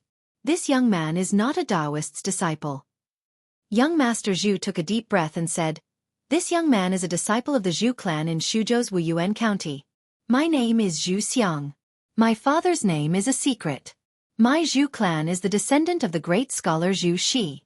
Due to a rumor in the outside world that my ancestor Zhu Shi accidentally obtained the heavenly book's true enlightenment, we were forced by a scholarly family. Now that my Zhu clan has declined, it can no longer be considered an aristocratic family. However, the king of the Copper Pillar State is still obsessed with the heavenly book's true enlightenment. My father and my Zhu clan's disciples were captured by them and brought to Chenyu Mountain. Now their fate is unknown. Heavenly book's true enlightenment? Xiao Hua's face showed a thoughtful expression. He asked, What's that? This young man doesn't know. Zhu Xiang replied without hesitation. This young man has never heard my father mention this. I reckon that my Zhu clan has never obtained the heavenly book's true enlightenment. This should have been made up by my ancestors' enemies. So it's like this. Xiao Hua nodded slightly. He understood that this so-called heavenly book's true enlightenment was probably a rumor. If the true enlightenment existed in this world, how could Xianxia, who came from a scholarly family, not know? How could the true enlightenment of the 5 Qis unifications be lost? However, to Xiao Hua, it didn't matter whether there was the heavenly book's true enlightenment or not. Since Zhu Xiang was a descendant of Zhu Shi and a member of the Zhu clan, how could Xiao Hua not help him? Thinking of the Zhu clan's family of 4 in Jianghu City, the talismans on their bodies, and the scroll that old lady Zhu gave to Xiao Hua in his own space, Xiao Hua couldn't just stand by and watch. Quickly go and invite old Master Zhu Qing out. Xiao Hua ordered indifferently. This. The black-armored general slightly hesitated. However, he immediately came to his senses and hurriedly shouted, Quickly, quickly bring old Master Zhu and his family out. Not long after, a Confucian scholar of around 50 years of age and a dozen slightly younger scholars were supported out. These Confucians were even more miserable than Li Xiang. Some had lost arms, some had lost legs, and even more of them did not have a single piece of good flesh on their bodies, their flesh badly mangled. The Confucian scholar in his 50s had his eyes half open, and his face was swollen to a size larger than an ordinary person's. He couldn't even walk. Father! Zhu Xiang couldn't hold it in any longer and hurriedly ran over from the chain bridge. At this time, a few family guards had already arrived behind him. They hurriedly pulled him back and said anxiously, Young master, don't be anxious. You can't cross this chain bridge. Let me invite old master out first. Oh, all right. Zhu Xiang was very obedient. He stopped and called out to Zhu Cheng. Father, the person in the air is Jianghu's national advisor, Taoist Master Xiao. He was the one who saved you. Zhu Cheng reluctantly raised his head and looked at Xiao Hua in the air. He cupped his hands with difficulty and said, This old man, thanks Taoist Xiao. You're welcome. Xiao Hua nodded. This old man has some connections with the Zhu family, so saving you is something I should do. Zhu Cheng stared blankly for a moment.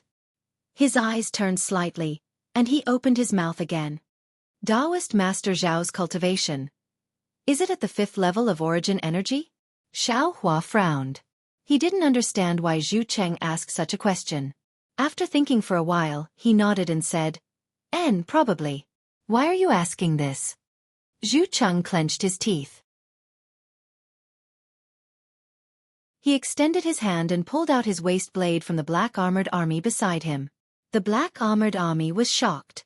He hurriedly tried to dodge, but when the black armored army dodged, Zhu Cheng lost his balance and was about to fall. Xiao Hua waved his hand and supported Zhu Cheng. He smiled and said, Old Master Zhu, why lower yourself to the same level as a soldier? Zhu Cheng didn't answer. He flipped his hand, and the tip of his waist blade pierced into his calf. Shwa! With another push, his calf was cut open, and blood flowed out. What are you doing? Xiao Hua was shocked, and the others were also puzzled. Father! Zhu Xiang shouted even louder. He wanted to pounce over. Zhu Cheng took a deep breath and threw his waist blade away. He extended 2 fingers and groped around in the flesh of his calf. He took out something smaller than the size of his finger. He extended his trembling arm and weakly said, Taoist Master Xiao saved my life. I have nothing to repay you with. This is something passed down from my ancestors. As for what it is exactly, I don't know. Today, I will offer this to Taoist Master. Without waiting for Zhu Cheng to finish speaking, Zhu Cheng's head tilted and he fainted. That little thing stained with blood was still tightly held in his hand, and he raised it in front of Xiao Hua. Xiao Hua instantly understood Zhu Cheng's intention. He slightly shook his head. He couldn't describe the feeling in his heart. If Zhu Cheng was trying to divert the disaster, Zhu Cheng had also asked his own cultivation. His strength had reached the 5th level of origin energy. In the Taoist sect, he was a spirit-severing stage cultivator. He definitely had the strength to hold the Zhu clan's inheritance. If Zhu Cheng was only trying to repay a favor, Zhu Cheng had no reason to offer this item in front of so many people. It was obvious that he wanted to throw away the inheritance that had implicated the Zhu clan. Moreover, Xiao Hua was a Taoist sect cultivator. Zhu Cheng's Zhu clan's inheritance was used by Confucian cultivators. Zhu Cheng also didn't see Xiao Hua's flying sword. Naturally, he didn't know that Xiao Hua was a Confucian cultivator. What use did Xiao Hua have for it? Forget it. Xiao Hua pondered for a moment, but didn't refuse. He simply went with the flow and waved his hand. The blood-stained item fell into his hand. After carefully examining it, he stored it in his space. Then, he coldly said to the people in front of the Jade Mountain, You all saw that this old man took this item. If anyone dares to leak the news, they will die. If anyone dares to leak it, I will definitely return to the Jade Mountain. I will kill everyone I see. Taoist Master. The general in front of the Jade Mountain smiled bitterly and said, If the monarch asks, this general doesn't know how to report it. Moreover, Zhu Cheng gave it to Taoist Master. Although the general didn't finish his sentence, Xiao Hua understood. After thinking a little, he felt that it was true. If these people didn't dare to leak it, who would know that it was in his hands? If they wanted to find it, wouldn't they have to look for the Zhu clan? Wouldn't he have taken advantage of them and still acted innocent? His previous warning was like taking off his pants to fart. It was completely unnecessary. Humph, you just have to report it as it is. Xiao Hua coldly said. However, you still have to pass a message to your monarch. Don't think too much. Although I don't like to kill people, if there is any entanglement, I will definitely not be merciful. There won't be any benefits like Zhan Rushui today. Yes, this general understands. This general has already reported it to my monarch. The general hurriedly replied. Li Xiang, who hadn't left before, raised his eyebrows when he heard Zhan Rushui's order. His eyes were secretly filled with astonishment. Then, he looked at the black-armored army in front of the Jade Mountain, who were more well-behaved than rabbits. He understood a lot in his heart.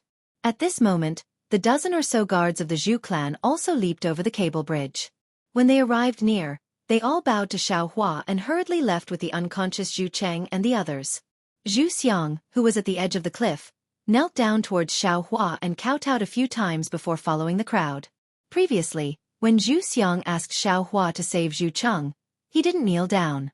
However, when he saw Xiao Hua accept Zhu Cheng's item, he knew that Xiao Hua was righteous and had sincerely blocked the disaster for the Zhu clan. The gratitude in his heart was incomparable. Finally, he pushed the golden mountain down the jade pillar and threw away the gold under a man's knee. Looking at Zhu Xiang's back, Xiao Hua suddenly thought of Jianghu City's Zhu Feng and hurriedly transmitted a few words. Zhu Xiang stared blankly, his entire body trembling. He hurriedly turned his head. Although he didn't say anything, anyone could clearly see the wild joy on his face. Without waiting for Zhu Xiang to say anything, Xiao Hua clapped his hands and took out a few jade bottles. With a wave of his hand, the jade bottles flew across the mountain stream and landed in front of Zhu Xiang. Xiao Hua then said in a clear voice, "Young Master Zhu, please tell your father on behalf of this old man that if this old man has the time, I will definitely pay a visit to the Zhu clan." Zhu Xiang received the jade bottle and carefully put it away. He said respectfully, "My Zhu clan will never forget Taoist Master Zhao's great kindness. Taoist Master Zhao's life will be passed down in my Zhu clan for generations." He go. Xiao Hua waved his hand, lowered his head to look at Li Xiang and the others and laughed. "Fellow Li, let's go as well." "All right." Li Xiang patted his mount, and the black horse let out a long neigh. Its four hooves flipped as it rushed towards the direction of the chain bridge. However, after a while, dozens of people had crossed the chain bridge, and Li Xiang's cultivation had yet to recover, so his consciousness could not be used. However, seeing the destruction caused by Xiao Hua and the others, Li Xiang was even more surprised in his heart, and when he saw the black armored army that covered the entire mountain range, his surprise had already reached its peak. He was the second imperial advisor of the Jiang country, and had fought with the Copper Pillar State for many years. How could he not know the power of the Copper Pillar State? Since the Copper Pillar State had placed such an elite here, and even had the great scholar Jianghu Shui, then what about the Copper Pillar State's imperial advisor, Lang Qingge? General Hao Hu? All of a sudden, a general in bright armor appeared at the foot of a mountain not far away. His rock-like face had an indescribable expression as he looked at the top of Li Xiang and the others. Li Xiang was shocked when he saw this person.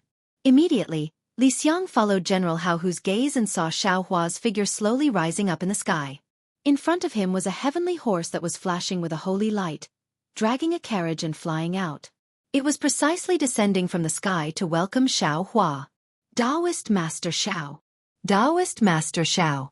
Li Xiang's heart was filled with complex emotions. Seeing Xiao Hua's figure land on the flying carriage, he muttered to himself. When Xiao Hua landed on the flying carriage, Lu Yi and Wang Yi flew up, saying that they were welcoming their master. The two of them had limited cultivation, and Xiao Hua was afraid that the battle would affect the two of them, so he made the heavenly horse and flying carriage stop at an extremely high altitude. The two of them could not see the specific situation, and could only hear the extremely loud rumbling sounds, as well as various colored lights. At the same time, they could feel the intense changes in the heaven and earth origin energy, causing their hearts to clench together. Later on, the entire mountain range fell silent, and the heavenly horse did not fly down, causing them to be even more afraid. Only when the heavenly horse was urged to fly slowly did the two of them finally relax. "You can wait here." Xiao Hua waved his hand and sat down cross-legged. With another wave of his hand, Little Yellow, Little Black and Little Silver appeared in the air. When Wang Yifei saw Little Yellow, his eyes widened. He instantly thought of what Xiao Hua had said earlier, and his expression changed greatly.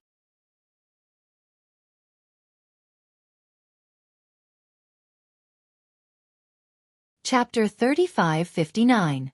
Father, Mother. Two little mouthfuls of human language, jumping happily in front of Xiao Hua. Knowing that he can leave home, Xiao Huang also regains his previous happiness. When Xiao Huang sees Wang Bianfei, he wags his big tail and complains to Xiao Hua. "Mother, mother, this boy said his master is more powerful than mother. You go and find his master. Boy doesn't believe that there is someone more powerful than mother in this world." Master. Wang Bianfei miserably stands there, looking pitiful. He secretly glances at Xiao Huang, not knowing what to say. "Xiao Huang, this is mother's disciple, Wang Bianfei." Xiaohua says with a smile.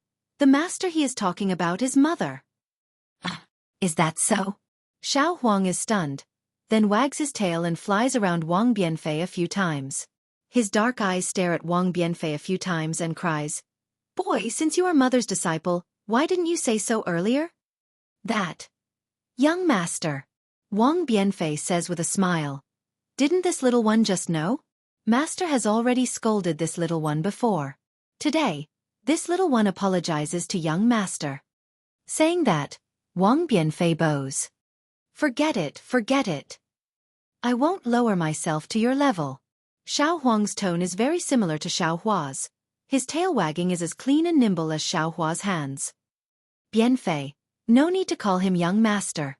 Xiao Hua snappily says, just call him Xiao Huang. You are this old man's disciple who is not included in the wall, so you are of the same generation as him. Yes, master. Wang Bianfei smiles, knowing that Xiao Hua is no longer angry with him. Mother, what is the same generation? Xiao Huang is very curious. Xiao Hua doesn't answer. He turns to Lu Yi and Wang Bianfei and says, You wait in the car first, this old man will talk to them for a while.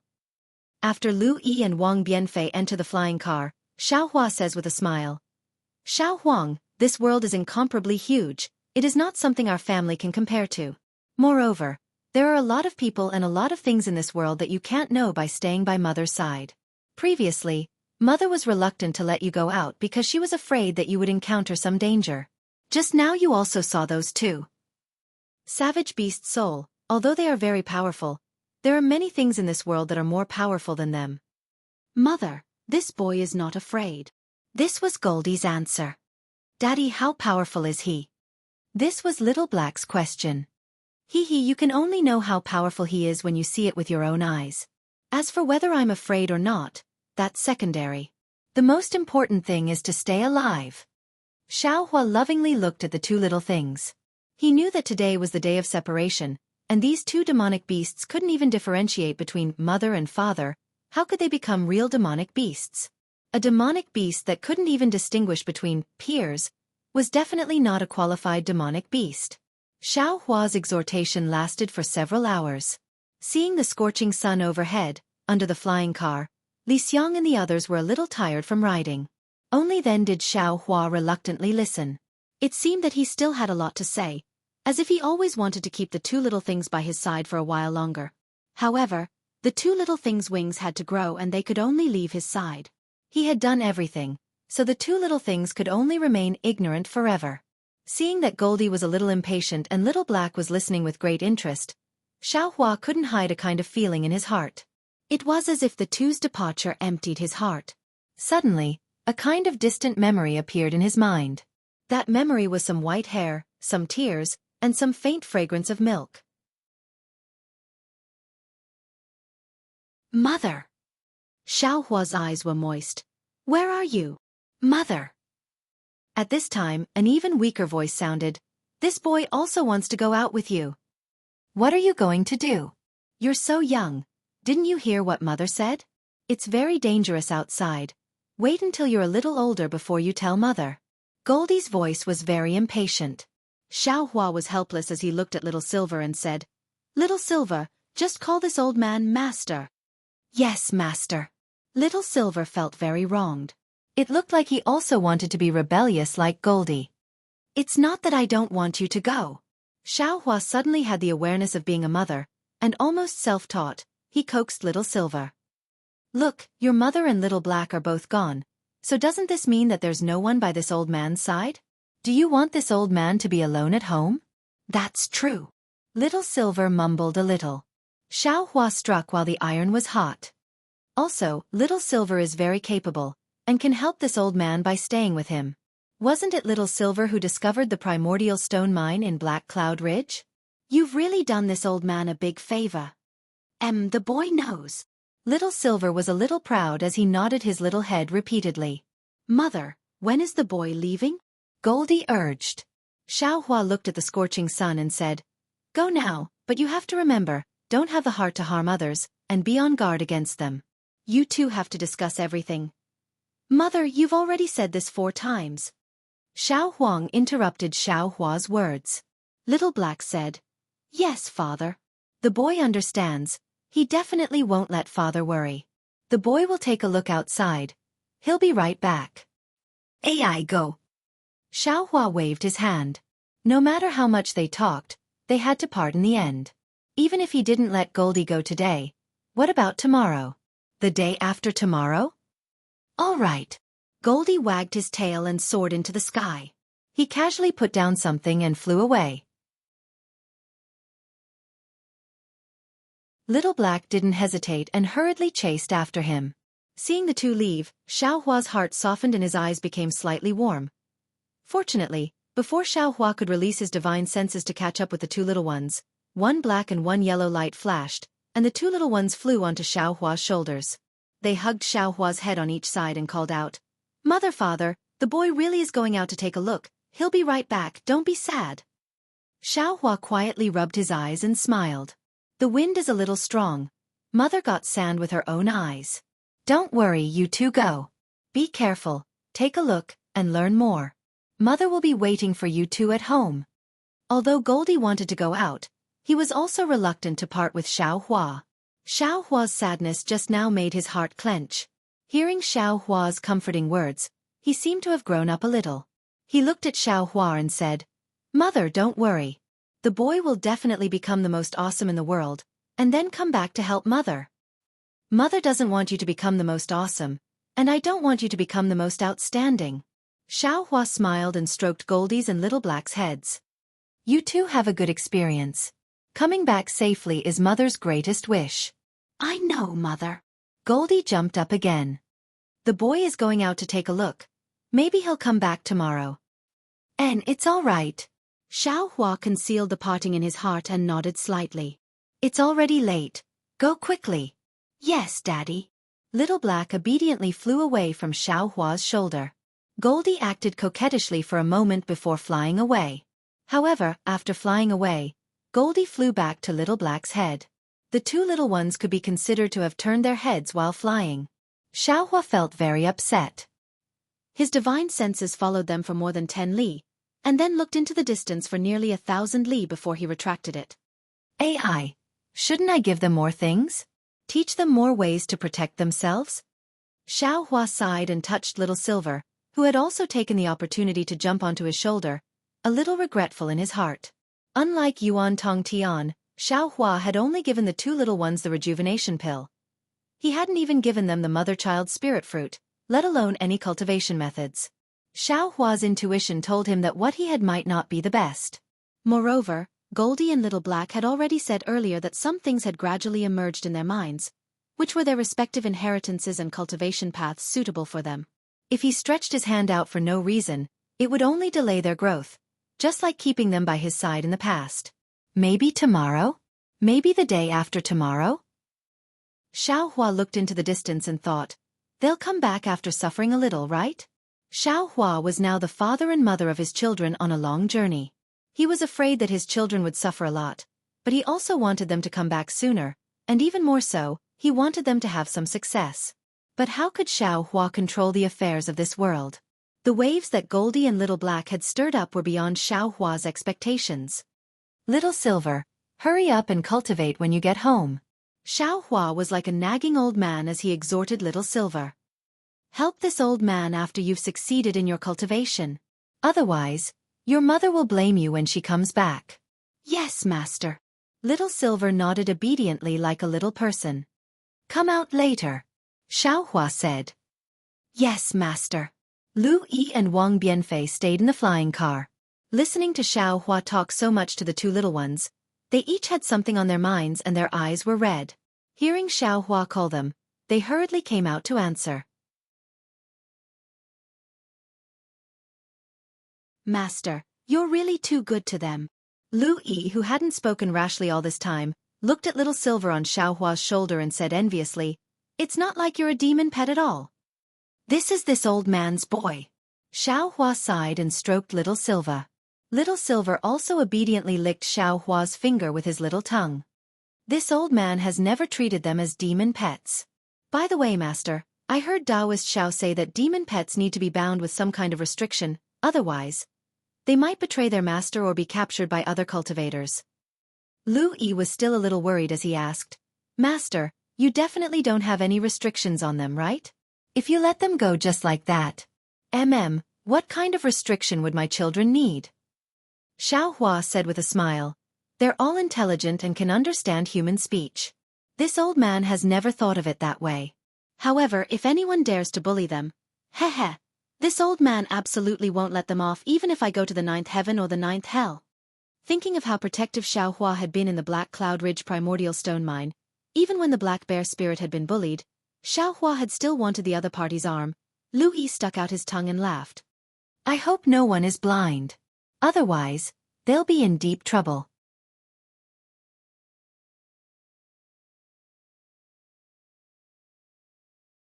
Chapter 3560. Master, is this little guy called Little Silver? Can he play with us? Wang Bianfei asked with shining eyes. If you let him stay in the small Qianquan bag all the time, of course he'll get sick of it. This little one thinks it's great to be by your side. Why do they want to leave? I think it's because Master doesn't want them to come out. You're right. Xiao Hua nodded and patted Little Silver. Go play with them. If you want to cultivate, come back to me. Yes, Master. Little Silver was more obedient than Little Yellow.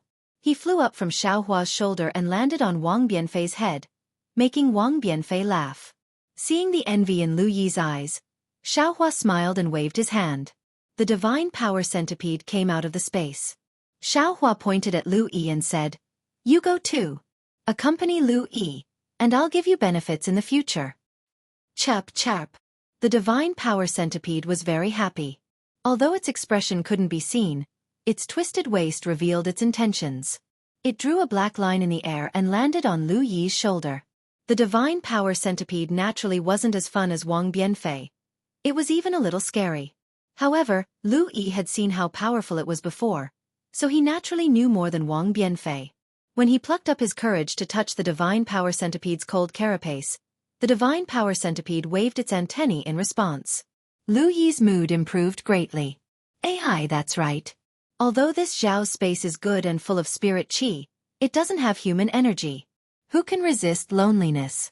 Even Lu Er of Nirvana strives to move forward in the midst of Nirvana. Xiao Hua looked at the four little things' happy and harmonious appearances and secretly made a plan in his heart. Whether it was the yang side of the space or the yin side of the space, they both needed energy. It looked like he would have to spend more effort in the future. I wonder how Little Yellow and Little Black are doing?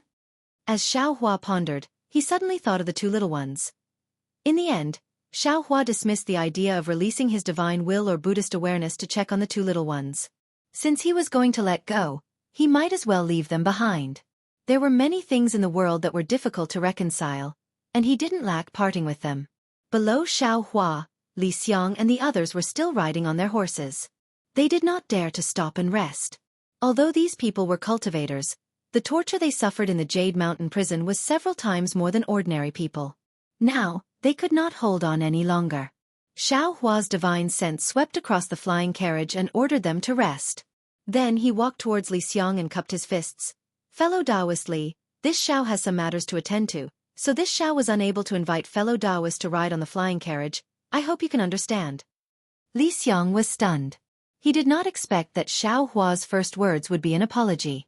When he came back to his senses, he hurriedly waved his hand and said, The flying carriage is Taoist Zhao's own property. I have already received Taoist Zhao's grace. How can I care about such a small matter?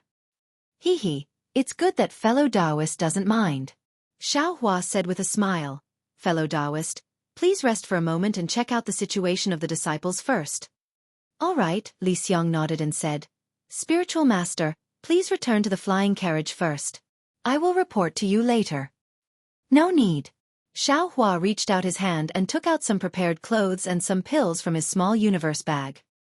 He handed them to Li Xiang and said, This Xiao can just wait here.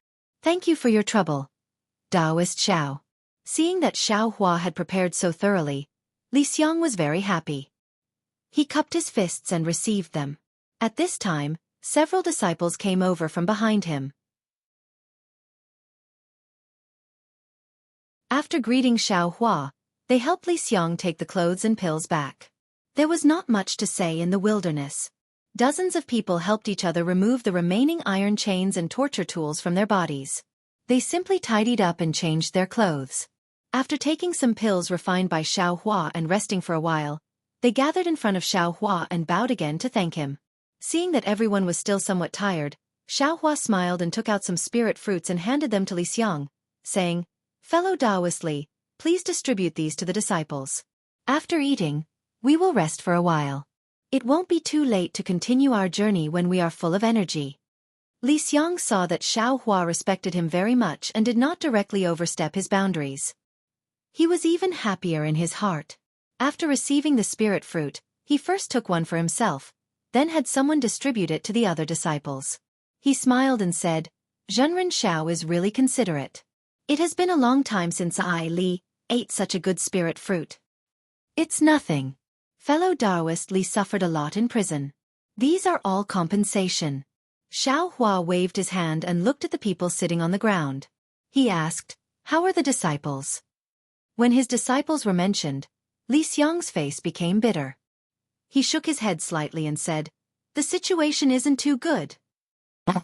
Xiao Hua raised his eyebrows and asked curiously, "Can you tell me the details?" "Actually," Li Xiang smiled bitterly and explained, "the Copper Pillar State is far from as benevolent as Taoist Xiao thinks. That day, they didn't think about destroying this Li Xiang's nascent soul. It's just that before they used the Confucian secret technique, they suddenly stopped. At that time, the jailer didn't plan to hide this Li Xiang's plan. He directly passed down the order of the Copper Pillar State's king, saying that he wanted to keep this Li Xiang's nascent soul for great use. That's why this Li Xiang's nascent soul was imprisoned. It's not like what the former Jade Mountain Guard general said, keeping fellow Taoists' nascent soul for great use." Xiao Hua was somewhat confused. However, he also knew that Li Xiang couldn't possibly know the details. Asking would be pointless. Thus, he said, "No matter what, fellow Taoist was able to keep his nascent soul. His 1,000 years of cultivation didn't turn into water. This is already very fortunate. What about your disciples?" "The disciples under this Li Xiang's tutelage aren't so lucky," Li Xiang said. "There are 40 of them. Among them, there are 5 golden core cultivators. The rest are in the heartbeat and spirit silence realms.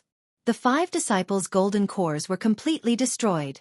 As for the other 40 disciples, more than half of their cultivations were destroyed. Now they are all mortals." "It's that serious?" Although Xiao Hua said it was serious, his expression didn't change. After all, as Li Xiang said, they were both enemies.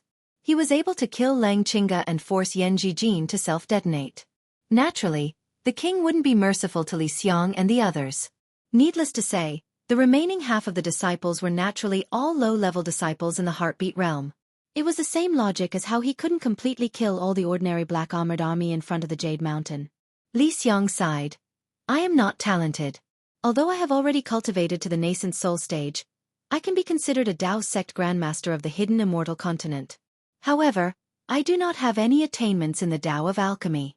Furthermore, the Dao sect of the hidden immortal continent is declining, and the spirit grass and pill formulas are all controlled by the Confucian cultivators. I'm afraid it will be as difficult as ascending to the heavens." Xiao Hua looked at Li Xiang, who was not in a good mood, and laughed. "Let those disciples whose cultivations have been destroyed come over. I will help them take a look, and maybe I can help you think of a way." "Taoist Master Xiao?" Li Xiang was startled, then immediately became wild with joy. He could not believe his own ears. After all, there was no special connection between strength and alchemy. He used to be the imperial advisor of a country, but he did not have such a method. Xiao Hua this. Although he was the imperial advisor, he was actually the imperial advisor in name. What kind of spirit grass could the Jiang country, which no longer existed, provide him with? Xiao Hua actually proposed to take a look, and even said that he would think of a way. He must have some confidence. "Taoist master, please wait a moment." Li Xiang anxiously turned his head and ordered his disciples to hurry over. Xiao Hua had some experience in recovering his cultivation. Nearly 30 cultivators checked one by one, and even asked in detail. Everyone could not suppress their joy as they stared at Xiao Hua's face. Unfortunately, other than a faint smile on Xiao Hua's face, there was still a faint smile. They could not see anything else, but it was this faint smile that gave them great confidence. Xiao Hua was extremely patient, and he checked for an entire hour before raising his head and smiling at Li Xiang. Fellow Taoist Li, there's no need to worry. After the shackles on your nascent soul are removed, I'll make a move with you, and the cultivations of these disciples will surely be able to recover completely. All right, everyone's hearts had been hanging there the entire time. When Xiao Hua finally spat it out, they couldn't help but heave a sigh of relief, and their gazes became even more fervent. Taoist Master. Li Xiang was also relieved. He opened his mouth but didn't know what to say. To be honest, in the previous Jade Mountain, he had never thought that he would be able to come out alive, and he was really tired of the days of being the Imperial Advisor.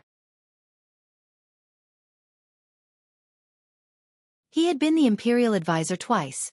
The first time was the Imperial Advisor of the Li Nation. He had racked his brains for the Li Nation, but in the end, the Li Nation was destroyed and he had no choice but to submit to the Jiang country. Fortunately, the Jiang country was also established by the Dao sect, and in order to survive, he had no choice but to become the second Imperial Advisor of the Jiang country. This was his second time as the Imperial Advisor. But even so, how could his disciples not have any friction with Qin Haoyue's disciples? Although the hidden Immortal continent did not allow Dao sect cultivators to recruit disciples and only allowed Dao sect disciples to serve the country, weren't these disciples their own disciples? How could Li Xiang and Qin Haoyue not know about the friction between their disciples? In addition, Qin Haoyue was not a magnanimous person, so Li Xiang was suspected and probed a lot. Even so, in the end, Li Xiang's cultivation did not increase by much, and instead, because of the destruction of the Jiang country, he was captured by the Copper Pillar State and brought to the Jade Mountain. Xiao Hua saved Li Xiang, and when Xiao Hua revealed his identity, Li Xiang already understood. He had already thought of an excuse, and even when Xiao Hua asked why his cultivation was not crippled, he spoke up for the Jade Mountain's Guard General. It was obvious that he did not want to offend the Copper Pillar State, and he did not want to be the master of a country. That was really meaningless. However, Xiao Hua did not invite him to the flying carriage, nor did he mention anything about the Jiang country. Now, he even proposed to help his disciple recover his cultivation. Xiao Hua's words were good, he wanted to attack together with him, but he was very clear in his heart, how could he have such cultivation? This was Xiao Hua giving him face. All right, fellow Taoist Li, please get on the carriage. I have some things to ask you. Xiao Hua did not look at Li Xiang's hesitation, and invited with a smile. If there is nothing special about your disciple, we should hurry on our way as soon as possible, and talk as we go. After all, if we can reach the Black Cloud Ridge earlier, we can help them recover their cultivation earlier.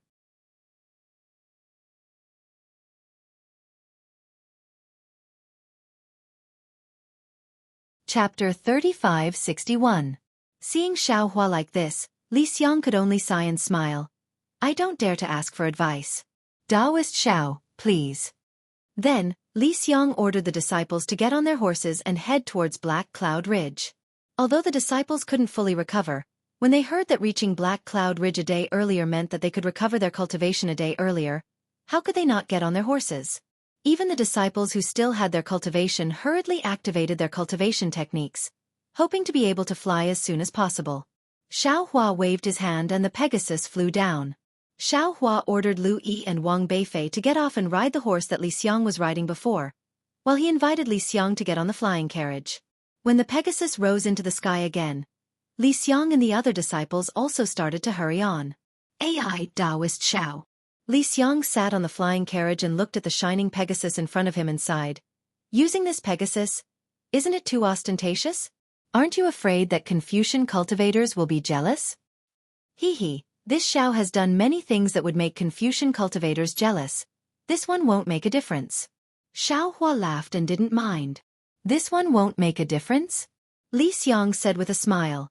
Taoist Xiao took the Zhu clan's ancestral item right in front of me.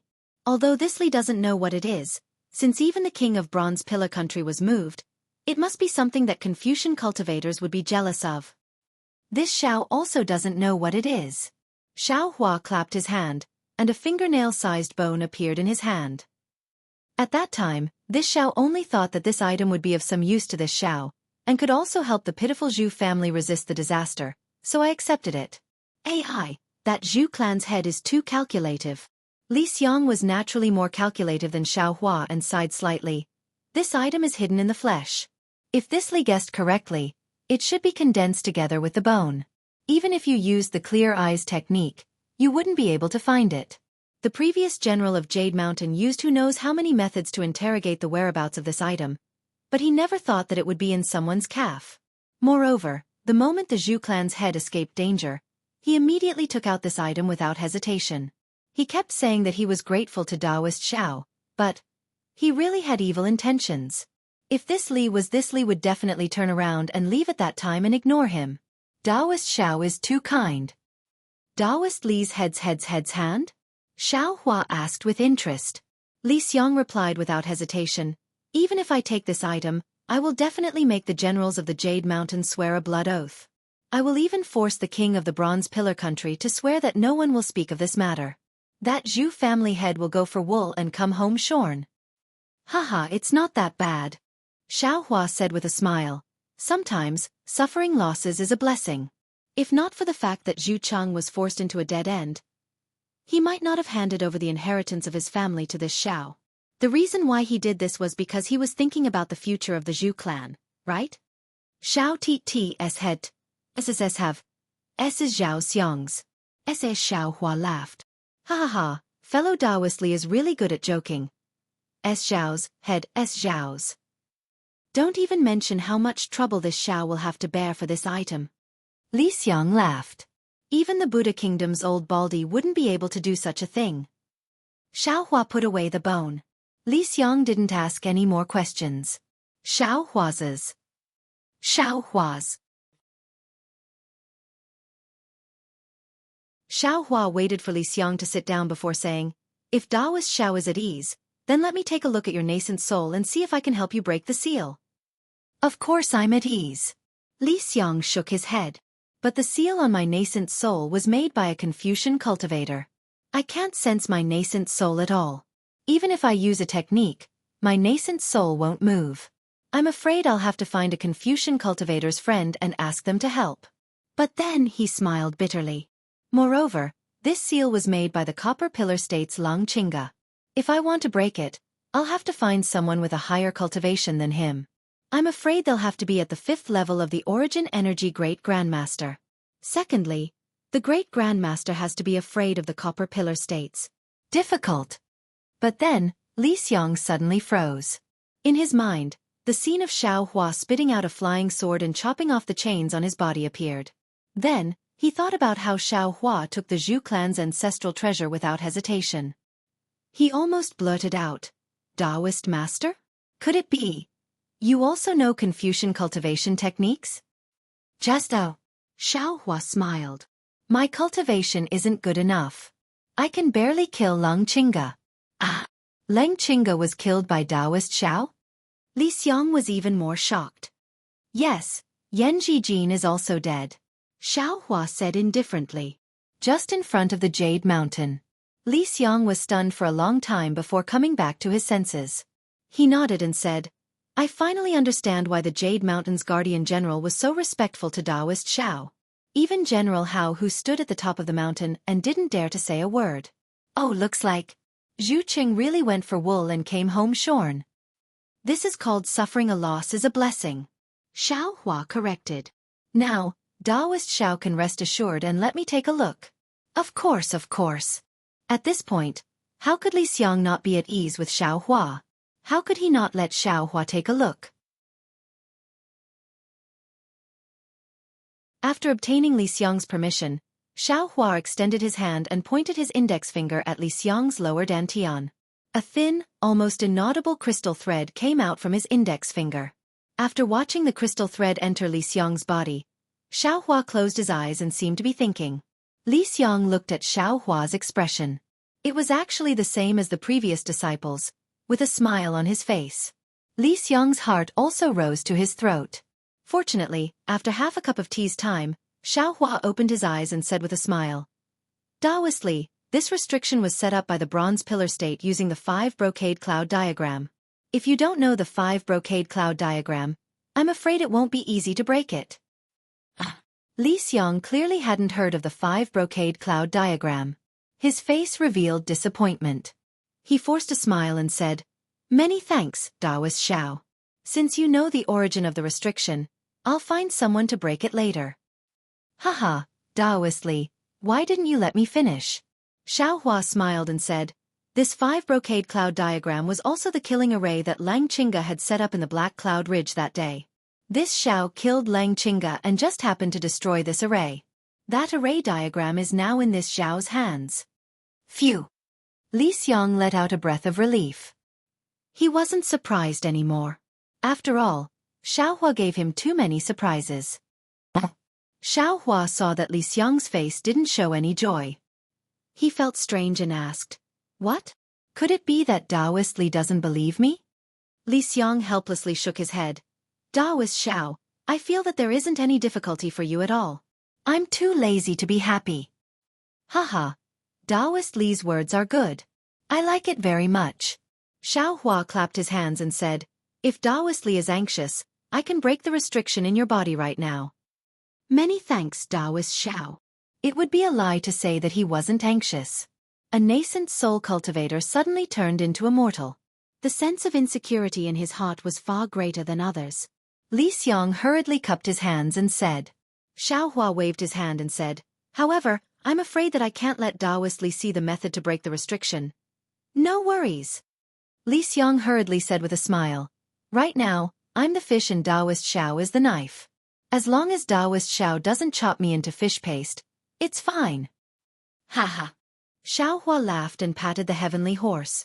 The heavenly horse neighed and rushed into the sky with the flying carriage. In a moment, it disappeared from everyone's eyes. The restriction on Li Xiang's nascent soul came from the 5-brocade cloud diagram. Not only could the 5-brocade cloud diagram be broken, even the 5-chi thunder could also break it. Xiao Hua even thought about whether or not he should use the heaven cleansing earth technique to try it. However, seeing that the nascent soul in Li Xiang's lower dantian was already extremely weak, Xiao Hua was afraid that he might injure this nascent soul and damage Li Xiang's Dao foundation. As the saying goes, those who don't know how to do it are not difficult for those who know how to do it. In Li Xiang's eyes, the seemingly extremely difficult restriction was broken by Xiao Hua in the time it took for an incense stick to burn. Li Xiang opened his eyes and sensed his body. His nascent soul had already returned to normal, and there was nothing abnormal about his body. Although he didn't know if Xiao Hua did anything to him, looking at Xiao Hua's very calm expression, he didn't think too much. After all, Xiao Hua didn't need to go through so much trouble. "Daoist Xiao, do you have a jade phosphorus pill?" After checking his nascent soul, Li Xiang didn't hold back and simply asked Xiao Hua. Xiao Hua shook his head. "I don't have a jade phosphorus pill." Li Xiang was slightly disappointed and said with a smile, "My nascent soul was injured.